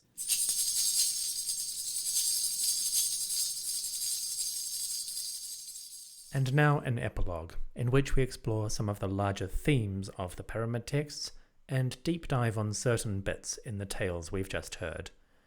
The pyramid texts may appear incredibly complicated, full of obscure metaphors and references, and with a language style that goes all over the place, from elaborate descriptions of the gods to the endless repetition of certain rituals or phrases. This can obscure the core meaning, but the actual idea at the heart of the pyramid texts is relatively simple. The core idea is that the deceased, the king, is going to ascend to the sky, to join or rejoin the gods, and to sit beside the great solar deity Ra on his boat as he sails across the sky. There are additional themes and metaphors that turn up through the pyramid texts, but this is the core idea. When the ruler of Egypt dies, he must travel to the stars in order to join the gods and perpetuate the solar cycle. If that's the core idea, then why does it not come across more strongly in the texts themselves? The challenge for modern readers is that the pyramid texts are not a narrative. They do not record or tell a story in a straightforward or orderly fashion. Instead, the pyramid texts are built around a whole series of smaller, disparate sections. They might be interconnected and they might feed on one another, but they don't flow in an obviously logical fashion. That can be quite challenging, especially for Western readers. For the past 200 to 300 years, scholars have tended to present mythologies, say the Greek and the Roman ones, in long, elaborate stories. Those might not be exactly reflective of the ancient sources, but it's such a common trend within popular and scholarly history in the West that it can make the pyramid texts a really dense and obscure set of passages. So it helps to think of these not as a mythology or as a straightforward tale. Instead, the pyramid texts are more like guides, a set of ritual passages with specific uses and functions. In that context, the world of the divine and the mythology of the gods themselves does show up here and there, but it mostly does so to enhance the meaning of the individual rituals. So the story of Ra, Osiris, Seth, and Horus, those are relevant and they crop up here and there, but they're not the core focus of what the pyramid texts are achieving. So to put it very simply, the meaning of the pyramid texts is to help the deceased, in particular the king, travel to the sky to join the gods.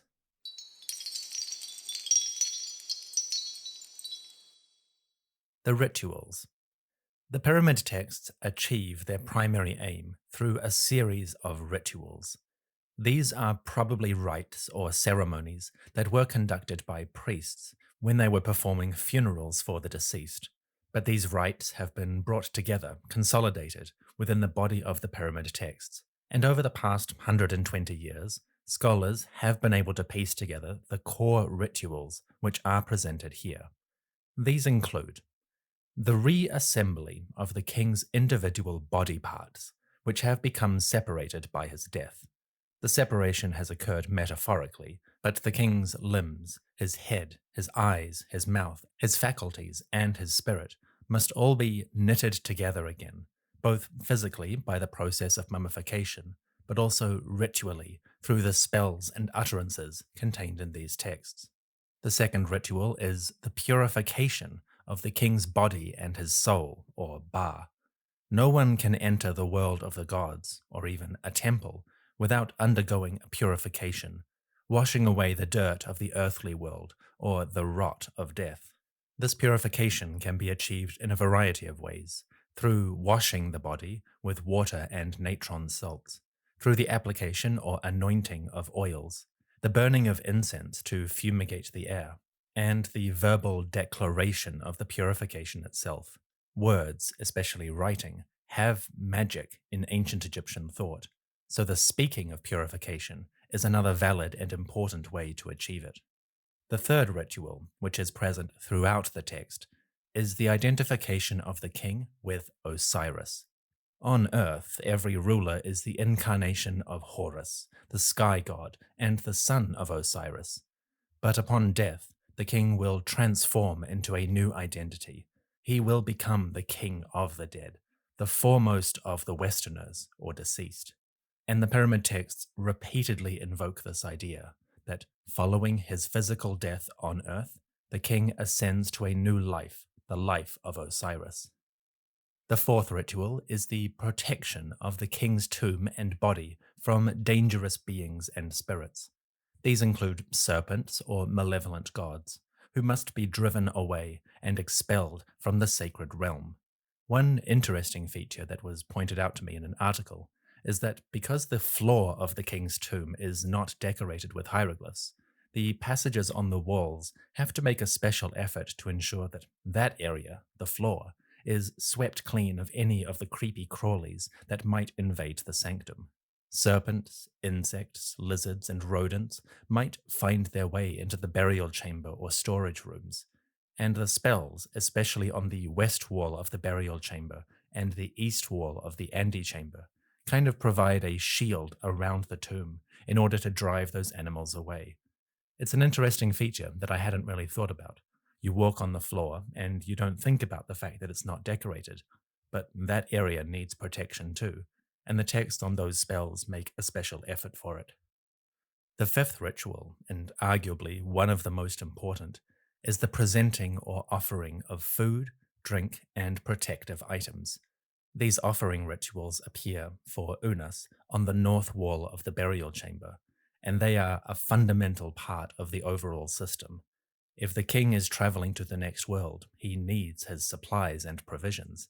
On Earth, the priests are going to make those offerings in the temples, and for the ordinary people, one would hope that their descendants, their family members, would make such offerings on their behalf. But should those offerings fail, should the temples close or become ruined, the presence of these hieroglyphs on the wall will provide a magical equivalent, and the king himself will use those texts to make offerings to the gods. Every being, no matter how great, needs their provisions. Everyone gets a cut. The next ritual is the reversion of offerings, that is, the return of the items to the offering bearer after they have been used in the ritual. I touched on this in part 3, but the basic idea is that when you have physically offered an item to the gods, say bread, beer, or meat, the item itself still remains physically intact. So the priests would then take those items after they had been consecrated. They would distribute them amongst themselves, and that would be an important part of their wages for performing these duties. The king himself will do this within the next world. He will make the offerings magically to the gods, but then he will consume those items himself as part of his sustenance and rewards. The reversion of offerings is an important part of the ancient Egyptian economy of religion. I'll do an episode about it in the future because it was an important part of my master's research and I'd quite like to revisit it and share it with you. Anyway, the reversion of offerings is the sixth key ritual. Next, we have the identification of deities. This appears throughout the pyramid texts. The king, Unas, will address individual gods by name. He will describe their major properties or the places in which they dwell. This identification is important. It is a way of seeing the deities and a way of giving them power. For the ancient Egyptians, names were incredibly important. To know the true name of something was to have power over it, or at the very least, to have an intimate connection with it. So when Osiris greets a particular deity, say Geb, he might describe him in different ways as the earth shaker or the one who holds things in their places. This identification is absolutely essential, for without their proper names and identities, the gods themselves lose something of their power, and if Unas does not know those names, then he is going to have much more trouble entering the divine realm. Incidentally, for fans of fantasy novels, this concept of naming something and having power over it is a key concept in the book The Name of the Wind by Patrick Rothfuss. That author undertook many studies in magic and religious systems, so it wouldn't surprise me if the ancient Egyptian concept filtered into his work somehow. Hopefully it won't take Rothfuss 4,500 years to finish his work, but if nothing else, you can look at the pyramid texts for more of that system. The eighth important ritual goes along with the identification of deities. In this next one, the deities themselves acknowledge the king. They see him and they welcome him to the divine world. The acknowledgement of the deceased, by speaking his name, embracing him, and describing his powers within the next world, is an essential component of the pyramid texts.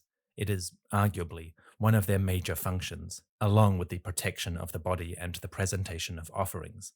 When Unas travels to the realm of the gods, he must have powers that are proportional, even equal to those deities. Otherwise, he will not be able to achieve his proper place. And so, in the ancient Egyptian system, the gods themselves greet Unas, they see him, and they describe his names and the powers which he will enjoy. Doing this, and carving the descriptions of it on the walls, gives it a magical reality, so that when the king does travel to his eternal home, he can enjoy those gifts. Next, we have the king's place. Unas will ascend to the sky, but he's not just going to float there. Repeatedly, we hear references to Unas taking his throne or seat. The king is going to a specific place. That place might be on the boat of Ra, or it might be amid the stars in a nebulous sense. But when he arrives, he is going to take up his throne as a king in the next world, just as he was in ours. This throne is described variously as the throne of Osiris, the throne of Ra, or the throne of Geb, three of the most important deities within the pyramid texts. But it all boils down to the same core principle. Unas is going to take up a seat of utmost majesty and power, one that he deserves for his incredible strength on earth, but more importantly, one that he must hold in order to have the necessary power to ensure that nature and reality continues. When Unas is a god in the sky, he is going to help our world to flourish and to persist. In order to do that, he must have his proper place of authority, and that is symbolized by his throne. Incidentally, the throne itself appears in the names of Osiris and Isis, two of the major deities associated with the afterlife and the death of the king. So the concept of the throne, the place of power, is absolutely core to the ancient Egyptian belief of divine authority. In fact, you will find that same hieroglyph in the name of Unas's pyramid itself. The name of the pyramid, which we learn from hieroglyph texts, is Nefer Sut Onis. This translates as perfect or beautiful are the places of Unas. But the second word there, Sut, that is spelled in hieroglyphs with a throne. In this case, it is 3 thrones side by side, which gives the plural meaning. But the idea of a throne as the king's place, that concept is so important that the pyramid itself is named for it. Finally, the last major ritual is the king sitting alongside and identifying with the gods. Once he has reached the sky and taken his throne, the king is an equal to other major deities. He is particularly identified with Osiris, the king of the dead, Ra, the sun, and Geb, the earth lord. So, in effect, Unas becomes a being with power over all the major cosmic realms: our world, the world of the earth, the sun, which dominates the sky, and the mysterious land of the dead, which is Osiris' kingdom. So throughout the pyramid texts, Unas is explicitly associated with those 3 major deities. He is identified with other minor deities along the way, but these are the 3 big ones and the 3 most common references. Put that all together, the reassembly of the king's body parts, the purification of his body and soul, his identification with Osiris, the protecting of the tomb, the presentation and reversion of offerings, the identification of deities and their acknowledgement of the king, taking up his throne and sitting alongside the great gods, you get a sense of the journey as it is presented through rituals. The pyramid texts cover all the major areas which Unas's body and soul are concerned with. The tomb itself, which requires purification and protection, the temple, in which the offerings will be made, and the sky realm, to which Unas is traveling to meet his divine comrades and to join them in power. So we get a clear sense of place, different areas where the king's soul will travel, and which are important to his immortality. As I said, these rituals are not presented in the tomb in a straightforward linear fashion. These references are scattered throughout different rooms. Sometimes they repeat, and sometimes you'll find the sequel to one ritual in a different section of the monument. So these rituals do not map exactly onto the walls of the pyramid, and we'll come back to that in a little bit. Egyptologists have pieced these together by studying the texts in as greater detail as possible, by unpacking every sentence and hieroglyph, and seeing where they rhyme, how they match up to one another, where different phrases might recur, or where different concepts parallel one another. It's a work in progress. We definitely can't say that scholars perfectly understand the pyramid texts. They understand them better now than they did 120 years ago, but there is always more to learn, both in the sense of the rituals and ideas that are presented, and the different divine realms which are described.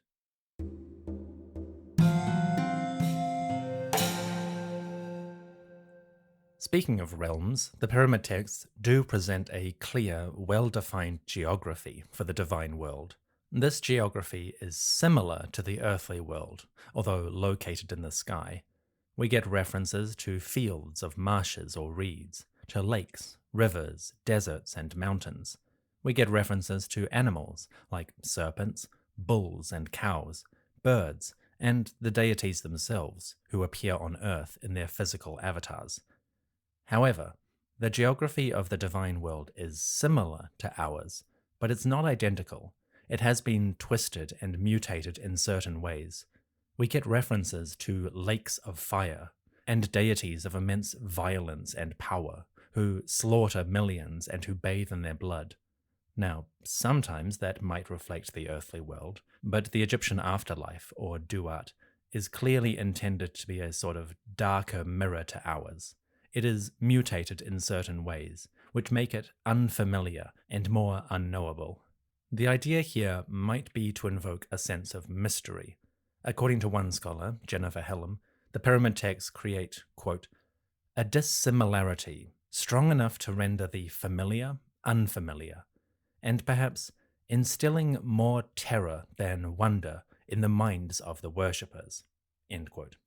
Basically, anybody listening to these texts should get an idea of the divine world as similar to ours, but also unfathomably different and powerful. And whether you are a priest reciting these texts in a temple, or a mourner standing at a funeral as the priest speaks these words out loud, you should get a sense of otherworldliness, something that is recognizable and yet so different from our world that you have no choice but to pray. This mystery is an important part of ancient Egyptian religion. Because many of these texts are written down in hieroglyphs or other forms, 99% of the earthly population could not read them. Literacy was astoundingly low in the ancient world, and that gave the priests, or the literate ones, an incredible advantage over ordinary mortals. A learned priest or a text was a source of mysterious arcane knowledge. And if there is one thing we can say reliably about humans, it's that when they do not know something, their imagination tends to fill it in with far more color than the reality might demand. So the obscurity of the Egyptian afterlife, its mystery and its twistedness, that is part of the idea.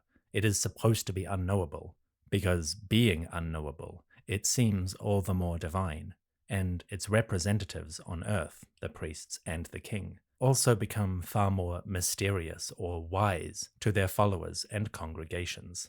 So the Egyptian afterlife has a geography that is similar to our own, but twisted in certain fundamental ways, and that enhances its divine aura.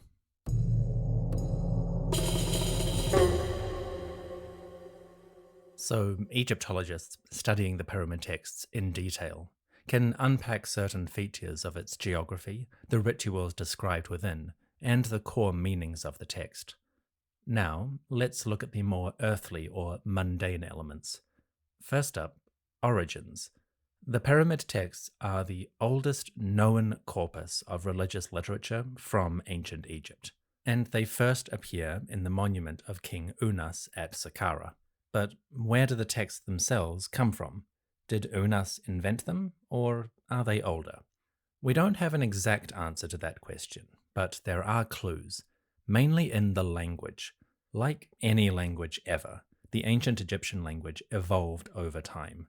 From the earliest periods, the pre-dynastic and Old Kingdom, to the last lingering uses under the Roman Empire, the language changed and developed across generations.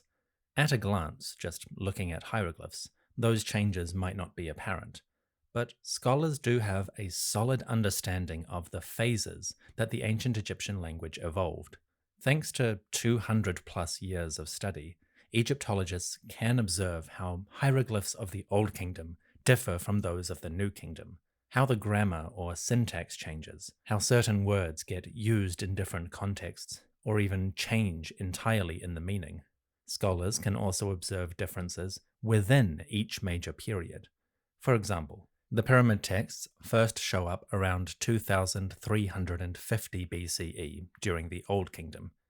If you take the pyramid texts and compare them to other hieroglyphs from the Old Kingdom, there are clear and visible differences. These differences might be as small as the spelling of individual words, or it might be the grammar of entire sentences, the use of particular verbs and adjectives. It's all incredibly academic, and I won't bore you with it here. If you're interested in the minutiae, a scholar named James Allen is publishing a complete language study of the pyramid texts. The first volume, about the Pyramid of Unas, is available to buy online at a fairly reasonable price. I'll put a reference in the episode description. Anyway, the language of the pyramid texts themselves hints at an older origin. One example is the pronouns. In some passages, the hieroglyphs always refer to the deceased in the third person. They might say Unas, the Osiris Unas, King Unas, or him, and so forth. But then they sometimes switch abruptly to the first person, I, me, my, etc. And they don't always refer to the deceased as a king. This suggests that originally the pyramid texts were more generic, funeral texts used by priests for any deceased person. If somebody died and they wanted their soul to be transported to the next world, the funerary priest might perform a version of these texts for their benefit. That is speculative. As I said, the pyramid texts are the oldest surviving religious literature, so we don't have a physical example to compare. But that little feature in the language does indicate that they have an earlier origin than the tomb of Unas himself, and that origin is not necessarily royal. Another giveaway can be found in the hieroglyphs. Occasionally, the passages will forget to name the deceased, and instead they'll have a little phrase that says, "insert name here," or something along those lines. For example, in utterance 215, the passage says, quote, "You belong, whoever, to that god," end quote. That whoever, or men in ancient Egyptian, indicates that the original text has been edited by whoever is decorating the tomb of Unas. For scholars, it's a giveaway. The pyramid texts are not Unas' invention. They come from a pre-existing corpus, one that, apparently, could be used by whoever. That begs the question, are the pyramid texts, quote-unquote, actually for pyramids specifically, or are they just funeral texts that happen to only appear in pyramids? The answer is a bit of both. During the Old Kingdom, from Unas onwards, the pyramid texts show up exclusively in the royal tombs. You will not find them in the monuments of officials or non-royal people, only pyramids for kings and queens. Later, the pyramid texts get adopted and used by other people. They get remixed and added to later books, like the coffin texts, the Book of the Dead, and so forth. But during the Old Kingdom, they are, so far, only found in royal tombs. But as I said, the language of these texts hints at an older and more widespread source. The best guess is that originally the pyramid texts come from the temples. Not just any temples, but temples serving the dead. It is a fair bet that during a funeral, a priest would read these kinds of passages from a papyrus. That papyrus would be incredibly rare, a highly valued and secretive text, but it wasn't necessarily only used for kings. Perhaps the priests would use these to conduct a burial in exchange for a share of the offerings or some kind of donation to the temple. That is speculative on my part, but the language of the texts and the little inconsistencies in that language suggest that these texts were in use for a long time before Unas decided to carve them in his pyramid. One interesting feature is that the people carving these texts on the walls clearly were not actually literate themselves. Because the pyramid texts survive from about 11 monuments, we have a fairly robust corpus of hieroglyphs to compare, and scholars have identified numerous mistakes within the pyramid texts, small errors in the individual glyphs. For example, an artist might accidentally draw a feather, I, when he meant to draw a piece of linen, S, or a basket, K, when he meant to draw a bowl, Neb. Small mistakes like these suggest two things. Firstly, the sculptors themselves were not literate. They did not know exactly what they were carving. Instead, they were probably copying these texts from a master source, a papyrus, held by a priest or official. Studying that papyrus and then copying it onto the walls, the artists did not exactly know what they were writing. And when you add the difficulty of doing all of this in the dark by lamplight, with a papyrus that might have difficult handwriting, well, we can forgive a few mistakes here and there. For scholars, though, these mistakes, which are random and vary from pyramid to pyramid, those are like fingerprints, clues to the human origin of the texts. God, I love this. So the pyramid texts almost certainly come from temple and funerary rituals that existed before Unas' time. How much older are they? 100 years? 200? 500? That we can't say. Until we find a physical example of religious texts from an earlier generation, we can only speculate on the exact time period in which they were composed. Realistically, the pyramid texts probably accumulated over many generations, individual utterances or rituals that were eventually compiled to use in different funerals. But again, that is purely speculative. Hopefully, future excavations will find a scrap of papyrus, a block with inscriptions, or some tiny fragment that includes part of a pyramid text. Until then, the monument of Unas remains the earliest known example.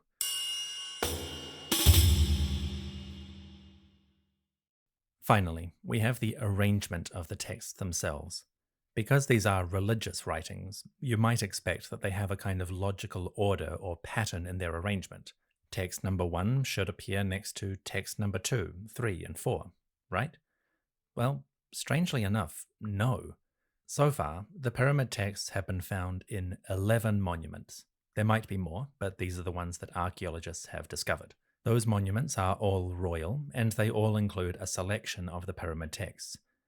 Is each of these monuments identical to the others? No. In fact, every single pyramid with these texts is unique. The pyramid texts do not have an obvious system or order to their placement. When the same utterances or spells appear in different monuments, they won't appear in the same place. One text might appear on the wall of a burial chamber, but in another pyramid it's in the antechamber or the corridor. Then we have inclusions and omissions. The Pyramid of Unas is the earliest one discovered, and that includes a relatively large corpus. I mean, it took me long enough to read. But surprisingly, the later pyramids do sometimes add new quote-unquote texts, or they'll omit them. The Pyramid of Pepi I, for example, has most of the texts that we find under King Unas, but a couple are missing and a couple have been added in their place. Surprisingly, each pyramid has a unique arrangement and placement of their pyramid texts. Scholars have tried to untangle this and figure out if there is any kind of rule or system for their placement. One noteworthy study was a PhD dissertation by Dr. Jennifer Hallam in 2001, link in the episode description. The result, in short, was that there is no currently discernible rule for where the text should be placed. It seems that each individual ruler chose the text they wanted to be in their monument, perhaps based on preference or their own priorities. The result is a complete absence of any rule or obvious system. A really good example of this is the sarcophagus. The Pyramid of Unas has the earliest pyramid texts, but the king's sarcophagus within his burial chamber, that is entirely undecorated. There are no hieroglyphs on it. But the successor of Unas, King Téti, he did include hieroglyphs in his sarcophagus. Apparently, every ruler did it slightly differently. Unfortunately, the pyramid texts do not really explain themselves. They don't have captions saying, "This is why these texts are on this wall." It was obvious to the people who were commissioning these monuments, but they didn't feel any need to explain. The upshot of all of this is that Egyptological scholarship has changed a lot when it comes to the pyramid texts. The hieroglyphs themselves were first discovered in 1881. That is when an archaeologist named Gaston Maspero first opened and entered the pyramid of Pepi I. Before that, the major pyramids that were studied were the Giza pyramids, or Abu Sir, or the Step Pyramid at Saqqraa. The later pyramids of the 5th and 6th dynasties, those hadn't been opened yet, and it wasn't until Maspero went into Pepi's pyramid that he suddenly found the pyramid texts. Following that, there was a mad scramble of archaeology to open up the other pyramids and see if they also had the hieroglyphs. That is how we found the texts within Unas, Téti, Merenra, and Pepi II, and so forth. The first publications of the pyramid texts were scattered across the archaeological reports as each pyramid was excavated. It took more than 20 years for a proper systematic publication. From 1908 to 1922, a German scholar named Kurt von Seth published Die Altägyptische Pyramidentext in 4 volumes. Seth died before completing the work, and other scholars finished it from his notes. But that text was a landmark. It was the first time that somebody had compiled all of the pyramid texts that were known into one single volume, and that allowed scholars to compare and examine the texts in far more convenience and detail. Over the 20th century, we had a flood of scholarly works, usually based on individual monuments. A lot of this work was done in French. For example, the publication of the Unas pyramid was by Alexander Piankov in 1968. And from the late 20th century up till now, the French Institute of Archaeology has been the major force working to conserve, restore, and document the pyramid texts themselves. The French Institute, or IFAO, is currently doing a complete republication of the pyramid texts. These have been appearing since 2010, and they're quite detailed and robust. But comparing the first discovery, 1881, to the complete re-examination, 2010, you can get a sense of how long this project actually takes. It's a real work in progress. For one thing, the pyramid texts are an enormous corpus, with 11 monuments identified so far, and each one of those takes a heck of a lot of work to study and document. Then we have the grammar element. The Egyptological understanding of Egyptian language and grammar has improved massively over the past 120 years. Today, scholars have a far more nuanced and detailed understanding of the different phases of the ancient Egyptian language, and because of this, they are able to dive down deeper into how certain passages or texts are constructed, how the sentences operate, and how best to translate them. So today, scholars are getting closer to the true, quote-unquote, intended meaning of the text. But, as I said earlier, this is a long-term work in progress. 50 years from now, understanding of the pyramid texts will be quite different from what it is today. Even if we have the basic gist now, there's going to be a lot of change in the finer details. If you are interested in that particular element, a scholar named James Allen, who is really focused on linguistics, is publishing a series titled A Grammar of the Ancient Egyptian Pyramid Texts. The first volume, covering the tomb of Unas, was published in 2017. I'll put a reference in the episode description. From all that, you may be wondering, do we ever find new pyramid texts? Yes, actually. In 2010, the French excavation discovered the pyramid of Queen Bekhenu of the 6th dynasty. That pyramid had been almost completely destroyed over the centuries as people took away the stone for building projects, so it was entirely buried in sand, just a low mound that you wouldn't necessarily notice. But when they excavated and identified it, they found that it was, in fact, originally a pyramid, and it has the underground chambers with pyramid texts. So new pyramid texts could easily be discovered in the future, just as Queen Bekhenu was discovered 130 years after the first identification. The point of all of this is that the pyramid texts are an evolving body of work. Scholarship is progressing, slowly but surely. Archaeologists are conserving and re-examining monuments, piecing together fragments that may have become separated from their original tombs. And most importantly, they are recopying the texts, with the benefit of the greater understanding that scholarship has acquired over the past century and a bit. So in 2024, the pyramid texts are an exciting field of Egyptological study. Have we reached the end of our understanding? Not by a long shot, but it's an exciting process, and who knows what the future holds.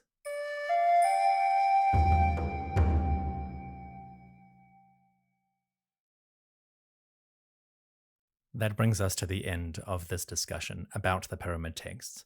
One day, many years from now, I will probably revisit them. And if people are interested, I would like to do this more with other Egyptian religious work, the Book of the Dead or the Book of Gates, for instance. So if you have enjoyed this mini-series about Unas, do let me know in the comments or by emailing me at egyptpodcast@gmail.com. If you would like to learn more about the pyramid texts, you can find reference material in the episode description. Also, on Patreon, I do provide PDF booklets along with every episode. These include photos from my personal archive and extended notes based on my research. So if you would like to go deeper into the scholarship in a visually pleasing and aesthetic manner, you can find those on my Patreon. That's patreon.com/Egypt podcast. On which note, I would like to thank the priests, my top-tier supporters on Patreon. These fine folks keep the offerings flowing. They ensure that the temples do not fall into ruin, and thus they guarantee that the deceased, whether king or commoner, make their journey to the next world to enjoy an immortal afterlife. I would like to thank Arthur, James, Veronica, Ashley, Stephen, Nadine, John, Kyla, Evan, Kendra, Jason, Andy and Chelsea, Kevin Cochran, Andrea, Mycost, Yola, TJ, Terry, Eric, Ellen, and Linda. Folks, thank you all so much for your generous support. You are endlessly generous, and I am in your debt. To everyone listening, thank you so much for joining me. I'll see you soon for some new episodes on a variety of small, interesting topics. For now, take care, and may the great gods of the sky know you, see you, and bless you. Thanks for listening.